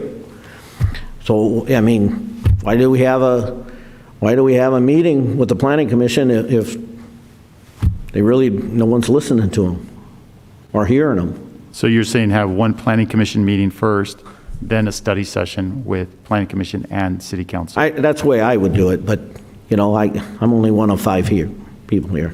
I like, the process I like is the planning commission to hear it and discuss it, and then the council to discuss it on its own. So each body on its own. But that's not, I can go any way on that, whatever everybody else thinks. I'm fine with that arrangement. I think you're right. We've had multiple discussions in the past about empowering our commissions, and if I agree in past joint meetings that we've had, they're kind of second fiddle to the council, and I value their input and would like to give the planning commission an opportunity to participate, which they're hesitant to do in the situation that we had before. As we know, 2 weeks ago, John Davis, had to remind me, do we get a chance to say something? And that was pretty sad on my part and on all of our parts. And we've commissioned these people to a position of to consult us, to tell us what's going on. And I mean, granted, we can change it anytime we want, but I believe personally and that they should have an opportunity on their own to hear it. I would actually then look to amend my motion, not only to do the noticing and appropriate for the 16, but also refer a question to the commission to specifically ask their assessment on whether or not they agree with the recommendation of the 16 properties or believe that there is other properties which may be referenced in the 25 staff report that Councilman Ebner has discussed, or even other properties that may have been brought to light, and then have that question brought back to council. And I'll second that motion. Thanks. Any further discussion? Okay, I'll call a vote. Do we have a second? Yeah, that was my motion, yeah. Okay, all in favor? Aye.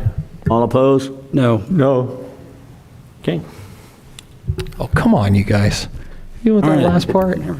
So that item passed 3-2 with Councilmember Ebner and Bertone voting no. Okay, but did you guys vote no for no planning commission thing? No, I think the planning commission should be included. That's all great. It's the 16 sites that's the problem. Okay. I think that's kind of unanimous. Don't we agree the planning commission should be Absolutely included? And then we can, after they've talked and spoken, we'll hear what they say. We might change. The motion had multiple parts to it, and Dennis and I voted against the entirety of it, but we support parts of it, which is. Mr. Mayor, if I may, for clarity for the public, can we have the clerk repeat what the actual motion was, all the elements of what's in there? Get all of the elements, but I'll read what I did get. The original motion was staff's recommendation to approve the noticing. Do you want me to take a crack at it, Deborah? Yes. It was a motion by Vienna, seconded by Weber, to support noticing 16 spots, the 16 spots that were identified by staff to be sent out for public hearing notice and appropriating such funds to make those notices. That was thereby amended with a friendly amendment that was accepted by both the first and second, to refer a question to the Planning Commission to determine whether they agree with the recommendation of the 16 properties or whether that other properties would be more appropriate, whether that be the original 25-ish or any other properties. And that was a vote of 3-2 with a no vote by Ebner and Bertone. Does that capture the essence of the motion? And then the one piece I just want to get clarity on was the reference to the 25 and the minutes, that original list. Right, that was referring to what Councilman Ebner had discussed as the previously publicly disclosed document that had the original list of properties that was dwindled down to those 16 in a previous staff report. I just want to clarify, the 16 were published, the other additional sites were never published. So. No, I'm referring to, I think, what's the action that's being requested by the council, that we disclose The other list? Yeah, that you find that staff report or whatever was publicly disclosed, if the list, if it existed. If it didn't, it didn't. And if it was never publicly disclosed, it was not. But the request is for staff to find it, if it is in fact there, and then turn it up and disclose it. So when we discussed SB 23 areas 1 and 2, I think they are, the council asked for a list of other sites throughout the city. I'm paraphrasing, but it was something like that. And staff came back with a list of 31 sites, if I'm not mistaken. And I think I've seen that list, or was it just a statement that there were 31 sites? I don't think it was 31, but we'll get the list no matter what. Yeah, I just wanted to make sure your direction was go get what we publicly put out before and bring it forth so that it's... Yeah, but to be abundantly clear, that was what was publicly disclosed. Okay. So, thank you. Got it.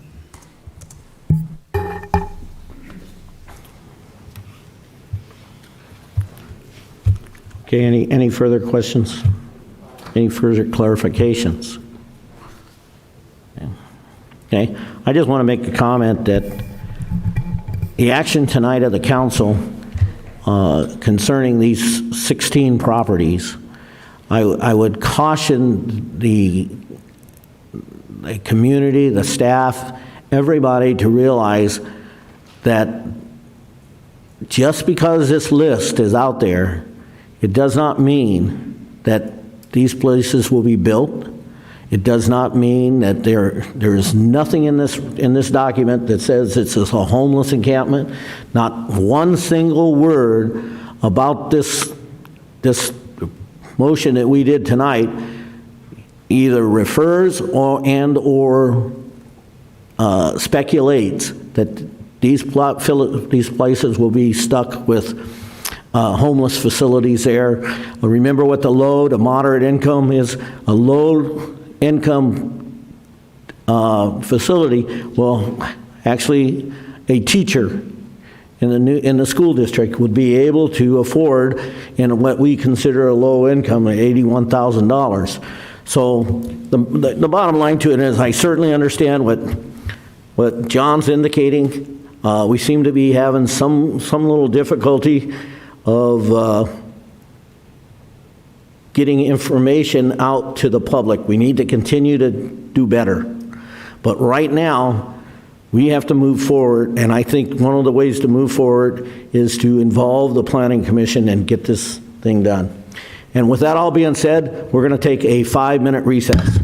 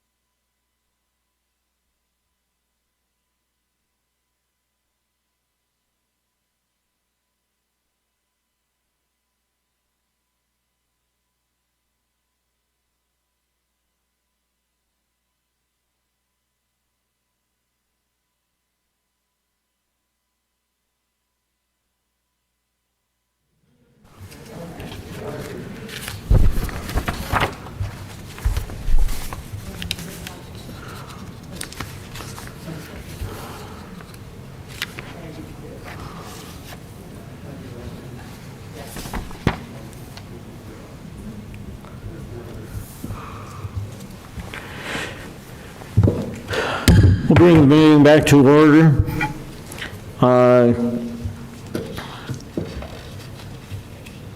Dealing with discussion and direction of urban forestry and management of the city's urban forest and its budget impacts, appropriation of funds for urban forestry management activities. I'm going to pass the baton over to Councilman Ebner. Oh, just real quickly, I was wondering if we could continue this or take it off the agenda for tonight and discuss it on August 24th instead. That's 2 meetings from now. I don't think there's an urgency. I've talked to staff about it to get it done tonight. Okay, any objections from the council? No. No? Do we need anything else, Jeff? Okay, we'll continue this item to August 24th.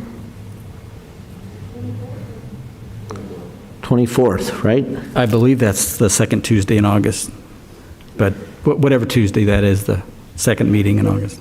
Okay.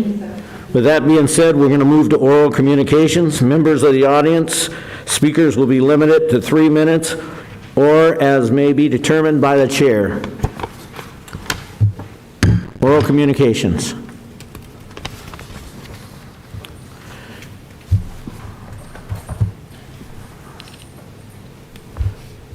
I just want to clarify, we're not talking about urban forest tonight, right? No, ma'am, we're not. Okay. All right.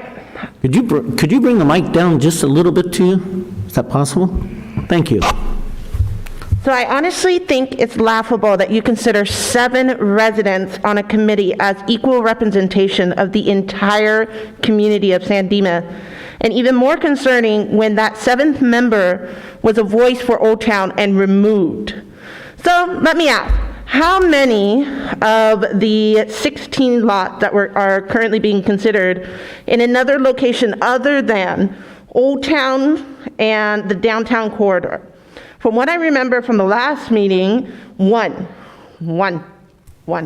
just to clarify. Everything else was in Old Town and in the downtown corridor, literally on Bonita, okay? As an Old Town resident, let me propose this question. Was the actual infrastructure of the areas taken into consideration when choosing properties? For example, how many streets will be needed to be expanded or added in to accommodate such a large amount of traffic brought in, even if just 3 of those sites are converted into high density or even medium density that would be needed for this housing, especially when you take into account the Gold Line. As a resident of Old Town, I am baffled why the city is being so hard-pressed to consider any other area in the city. Allen Avenue has a few, Foothill, and yes, Villa Verde actually has more locations to consider, including the golf course and some larger lots closer to the 10 freeway park and ride and the park and ride that's on Villa Verde by Raging Water. Let's also make something clear. The state did make a ridiculous mandate on this without taking time to consider the cities and their makeup. But the city is the one who will be dealing with and making this decision and has been delaying it to the last minute. Not the state. That will 100% be on the city and the council for making the decision on the lots that were chosen. The state didn't do that. In regards to the PSQ ENA, I just want to add that the city is continuing to stoke its bad reputation of being incredibly difficult to work with unless you're an instant setup like a fast food chain. We have a new Popeyes coming in. Isn't that great, residents? Or a hotel. Wait, didn't we actually fight that and have PSQ come in, or are we still fighting to put a hotel in? Okay? So that's my last kind of comment on that. But I'm going to say, as an Old Town resident, I'm really disappointed in our council right now and your disregard of residents' concerns about their area. And that's it. Thank you. Thank you.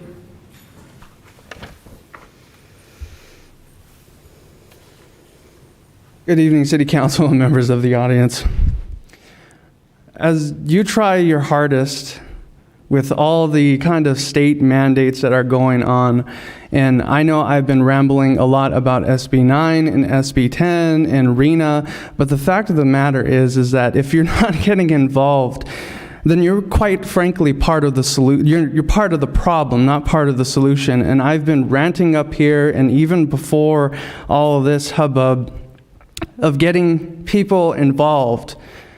It's like I have to, not saying that it's all about me, but it's like I have to do all the homework for people to get involved and to really say, look, at this assembly is not having a vote on this, it's been stalled, yada, yada, yada. So if you're concerned about RENA, affordable housing, what have you, get involved with livablecalifornia.org and unitedneighbors.net. There's no reason, if you're so upset about what's going on, it's not the city council, it is the state. It is people like Scott Wiener and Senator Atkins who are pushing this, who are strong-arming our Senator Portantino, threatening him that if he doesn't go along with their agenda, he's going to kick him off committees. And that's not right, because we're the ones who put him in there, not Atkins and Wiener. So if you're concerned about this, again, go on to livablecalifornia.org and unitedneighbors.net.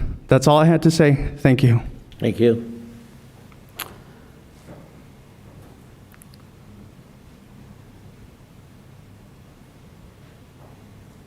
Robert Olander, just quickly, commenting on the lady who made the comment about Via Verde and the park and ride. When I was on the subcommittee, I broached that site in writing to see if that was viable. And I was instructed that that is a state-owned piece of property. And being a state-owned piece of property, we cannot use that with RENA. So that was brought up a long time ago. Number two, I attended every meeting, whether personally or we did it through the web when we had to do that. I don't remember any of the people on that subcommittee being removed. I would have had to be on another planet. I would have known that. My two comments. Thank you. Thank you.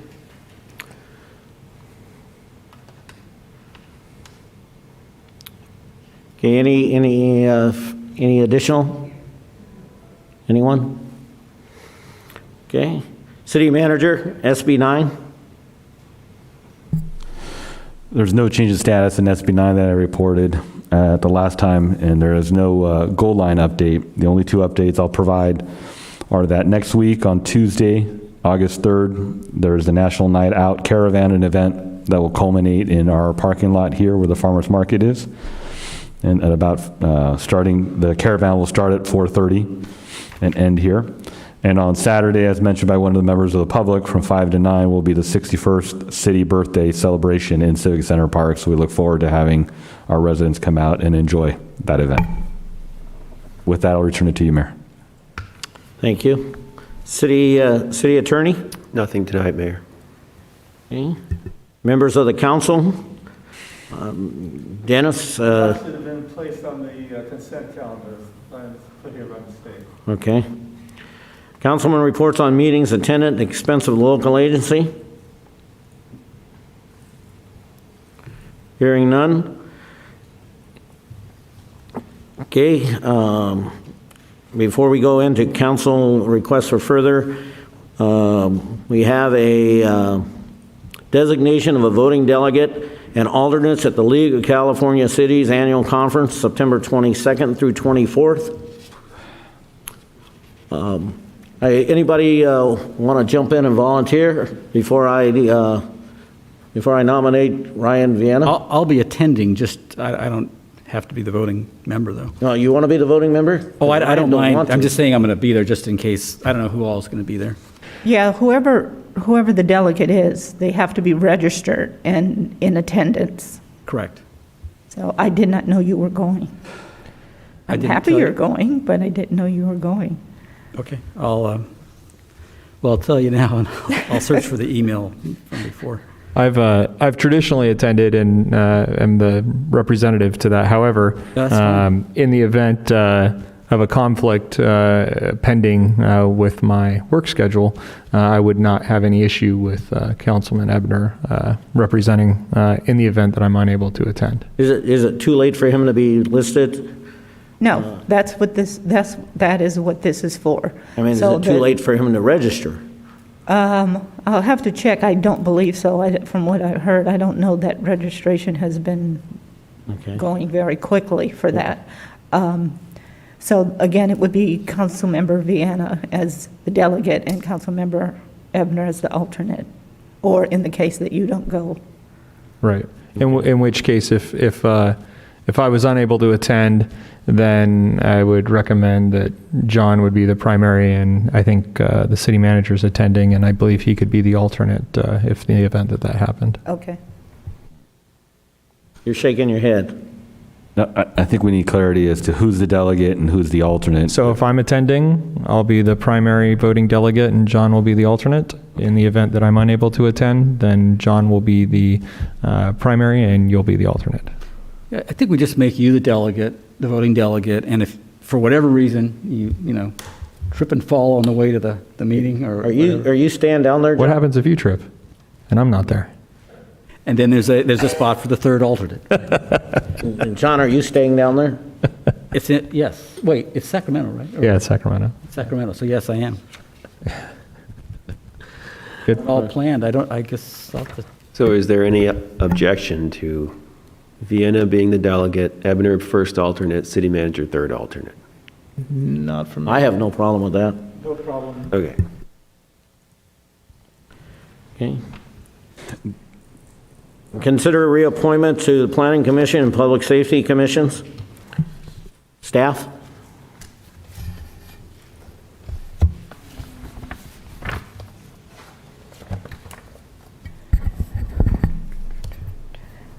Planning, Planning Commissioners David Bratt, Margie Green, and Ted Ross's terms will expire in August 2021. They have expressed interest in reappointment and are all eligible. Public Safety Commissioners Sylvia Chapman, Larry Giannone, Morgan Kay, Robert Olander, Emma Ramirez, who were all appointed in July 2017 and reappointed in July 2019, their second terms will be expiring this month. They have expressed interest in reappointment and are all eligible to serve a third and final term set to expire in 2023. When their terms expire, there will only be 2 vacancies to fill for a 5-city appointment. This makeup was a result of the May 2021 City Council review of boards and commissions structures. Additionally, Public Safety Commissioners Timothy Hughes and Edward Rodriguez, who were appointed in July 2019 for a first term, their terms are also set to expire this month. They have expressed interest in reappointment and are eligible to serve a second term set to expire in 2023. And staff's recommendation is at the pleasure of council. From the public safety lens, I would recommend of reappointing all members listed. That includes Tim Hughes and Edward Rodriguez? Yes. I'll second that. All in favor? Aye. Aye. Any opposed? Nope. Hearing no 5, congratulations to those members of the public safety. Mr. Mayor, I would recommend reappointment of David Bratt, Margie Green, and Ted Ross to the Planning Commission. Second. Second. Any That's all- conversation? That's all of them, correct? Yes. That's it. Okay, perfect. Okay. All in favor? Aye. Opposed? Okay. Congratulations, Ms. Green. Okay. City Council's request for future items, comments, and updates. Dennis? Well, the only thing I have is that a couple of weeks ago, the city of Laverne passed a ordinance dealing with flavored tobacco products. And I would like that to be discussed at this city council. If there's no objection to it, if there's someone that'll second that. I would support that. Maybe a discussion about that, Mr. City Manager. And we could get the staff report from Laverne? We can do that. We already have that in process and have requested information from the Sheriff's Department about the number of vape shops and that aspect of it already. Okay, fine. And that's it. Thank you very much. Any other? No, nothing else. Eric? First off, I just want to say I'm sorry for missing the last meeting. I know work schedules for everyone that are on council and employed full-time are challenging. This is the first meeting, the last meeting was the first meeting that I had missed. I was out of town at a training class for the job that pays the bills, so I regretfully wasn't here, and I know that kind of derailed some of the talks that we pushed off tonight, so I do sincerely apologize about that. It just, sometimes these things happen, but we'll get it taken care of and move the city forward like we want to. Also, my full-time job, I think I've said in the past, is I'm a detective that works residential burglaries, and as the undersheriff said a couple of meetings back when he was here talking, that due to COVID restrictions kind of loosening up a little bit, that people are going to go back to work, and there being a perceived increase in some crimes like residential burglary. I'm feeling that heavily at the moment. Those things are just trending up all over at this point. So be a good neighbor. Watch out for your neighbors. If something doesn't seem right in your neighborhood, you know what's normal there and what's not normal. Call our sheriff's department if there's something that needs to be checked out. Every single time that I've ever caught a residential burglar that was in the process of breaking into a house, it was always because of an alert neighbor that was keeping an eye out for their neighborhood. So just be vigilant. It is trending up right now, and be careful.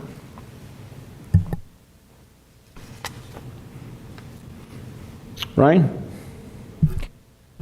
Thank you, Mayor. I'll just build on what Councilman Weber said, that, these are interesting times. The City Council did recently express its concern regarding public safety in its actions regarding the district attorney. And I can't think of a better way for people to get out there on next Tuesday to attend National Night Out, which, if you look at the history of National Night Out, I mean, it really is about neighborhoods sending a message to everyone that this is our community, we want it safe, we support public safety in our community in all aspects. And that means by having our neighborhood watch programs, by being good neighbors, you see something, say something, and look out for each other so that we enjoy this community that we've come to love so dearly. All of that being said, I do hope everyone does their due diligence in taking care of themselves. The Sheriff's Department, San Dimas Station specifically, you should follow their Facebook page if you don't already. You'll see a lot of different things regarding the activity going on in the community, but more specifically, some of the tips. So there's some tips like, for example, not to leave items in plain view in your vehicle, and to remember to lock your car. Some of these things seem relatively simple, but sometimes we need those reminders. Sometimes we abruptly go into a grocery store and we might forget to put your laptop underneath your seat or whatever the case may be. So be diligent and be smart. The other thing is, a member of the public talked a little bit about downtown neighborhoods, and I think there's a diversity of thought in this community, and they live everywhere. And so I think a lot of people have different ideas about what they'd like to see, and their expectation is of the community and the city specifically, and where we take it, what the vision is. And so I think that, we need to remember collectively that there is a lot of diversity in thought, and there's a lot of people who have different life circumstances, live in different homes, live in different areas of the city, and everybody's voice matters. So I appreciate the civic engagement by folks. I appreciate the folks that have expressed their concerns. I can't tell you how many different folks I heard from that, or I had to field a discussion with regarding the Vaughn Shopping Center, and how many people were really shaken at some of the misinformation that was floating around regarding that topic. But as I told those people to pay attention to what's going on with this particular topic, because you never know what could happen. And so bottom line is everybody should be engaged, pay attention, and we'll see where we go. Have a good week. John? I don't really have anything. I just one comment. You were talking about a couple of you were talking about residential burglaries and safety. And I was reading a study today that came out actually about 8 or 9 years ago, talking about how street trees and trees on the property, especially if they're ones that are trimmed up a little bit so they're not obscuring the residents. Actually, the study showed that a 10% increase in trees of that type resulted in a 12% decrease in residential crimes, thefts, burglaries. There were shootings, I think, were even on them because it was urban to suburban to rural study. But I thought that was interesting. And with that, that's all I have to say tonight. Thank you. All right. Just a couple of things. Let me make sure I understand Dennis's request for this, looking at what Laverne just passed. Flavored tobacco. So I do understand that, that I appreciate that discussion. What I would like also, because Dennis asked for a copy or asked for you to gather the information from Laverne. Okay, I would also ask, and you can tell me if I'm out of line, but before we have this discussion, that we get, one, the city's input on the problem, as well as the sheriff's departments, because I haven't heard anything from the sheriff's department saying it's a problem. And I also like to hear what the school district's perception of the problem is. So if that's capable of doing that in the next 2 weeks, and if it's not out of line, I'd just like to have that information so when we start discussing it, we know the realm of the problem. So, anybody opposed to that? No. Makes sense. Okay. There was another matter I was supposed to ask for to be put on the agenda. Chris, what was it? We talked about it. I can't remember. Baseball. Dang. Was it baseball? Well, he's specifically batting. Was it the baseball one? I am so sorry. But caught it. Thank you. Thank you for being there. To get the a temporary waiver of the prohibition on field use on Sundays, to get that on the agenda for our next meeting, August 14th. I'd actually be interested in revisiting that entire decision, to be honest with you. We are going to be, I believe, correct me if I'm wrong, Chris, going to be looking at the entire policy of field use and everything else that's in that kind of a policy. What we'd like to get, what I'm asking for is to get on the agenda for next meeting so we can quickly do it, an idea to waive that one prohibition just temporarily, and then by the end of the year, we'll have that whole discussion that you're just talking about. Just this is in order so they can get playing. They've got. Yeah, no, I get that. I'm 100% supportive of getting them going, but I'm also supportive of fixing this problem most immediately, permanently. So however you're going to execute that. So I'm supportive of what he wants to do, just so we're clear.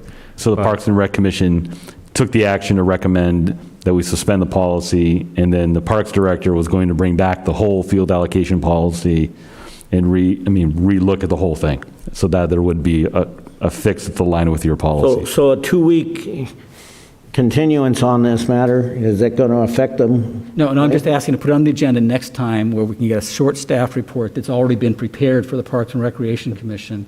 It'll be something like that, maybe tweaked slightly, and the idea would be to waive that particular prohibition. It's one little line, and I think we could do that quickly next meeting. The entire policy review is already in the bailiwick of the Parks and Recreation Department and the Parks and Recreation Commission. At some point, we'll be talking about that over the next few months. All right. I'm comfortable with that. Yep. Okay. So. All right, thanks. All right. Remember in National Night Out's August the 3rd, any of the commissioners that are Law Enforcement Commission, Public Safety Commission, anyone interested as a city staff, contact the Sheriff's Department, Monique Campos. Okay, and if you want to meet there, and then go on that caravan, and then you'll end up here at City Hall, and I believe it's fillet of fish or Chick-fil-A. Yeah, that's what I said. Chick-fil-A. Chick-fil-A will be here, and things like that. Okay. What time do we meet at the Sheriff's Department? We need to be, they're leaving promptly at 4:30, so the recommendation is between 4 and 4:15. 4:15, thank you. Okay. And obviously we know that the birthday barbecue, I know this is a repeat, but people sometimes need to be reminded, the birthday barbecue is August the 7th. It's a Saturday. They're going to do food trucks, and I think they're serving cupcakes instead of a birthday cake. They're going to be serving cupcakes. Precursor to that, the Saturday prior, the watermelon eating contest in downtown in front of the businesses. That's July 31st. I'm not sure what time it is, but the reality is maybe there's posters posted in downtown, and maybe we could get that put on the city's website. Okay. And last thing, but certainly not least, as we remember a few months back, we lost a resident.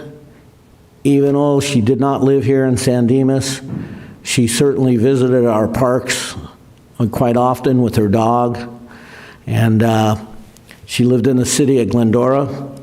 But this last Saturday, they had a memorial service her at the One and All Church, and I think that, although we've closed the meeting on her behalf before, I think I would suggest that we close it once again, because they finally laid her to rest. They did a memorial service, and it was participated by many from our community. So I would propose that we, once again, remember Jean Egger. And anyone have any problem with that? Okay. I'll entertain a motion for closure. By the way, we do have a continuance of the closed session. It's conference with legal counsel, anticipated litigation, okay, and conference with legal counsel, personnel cases. Okay. We'll 5 minutes. So we need to open that meeting here, and then we'll move into the other room, or can we just continue it in there? Okay.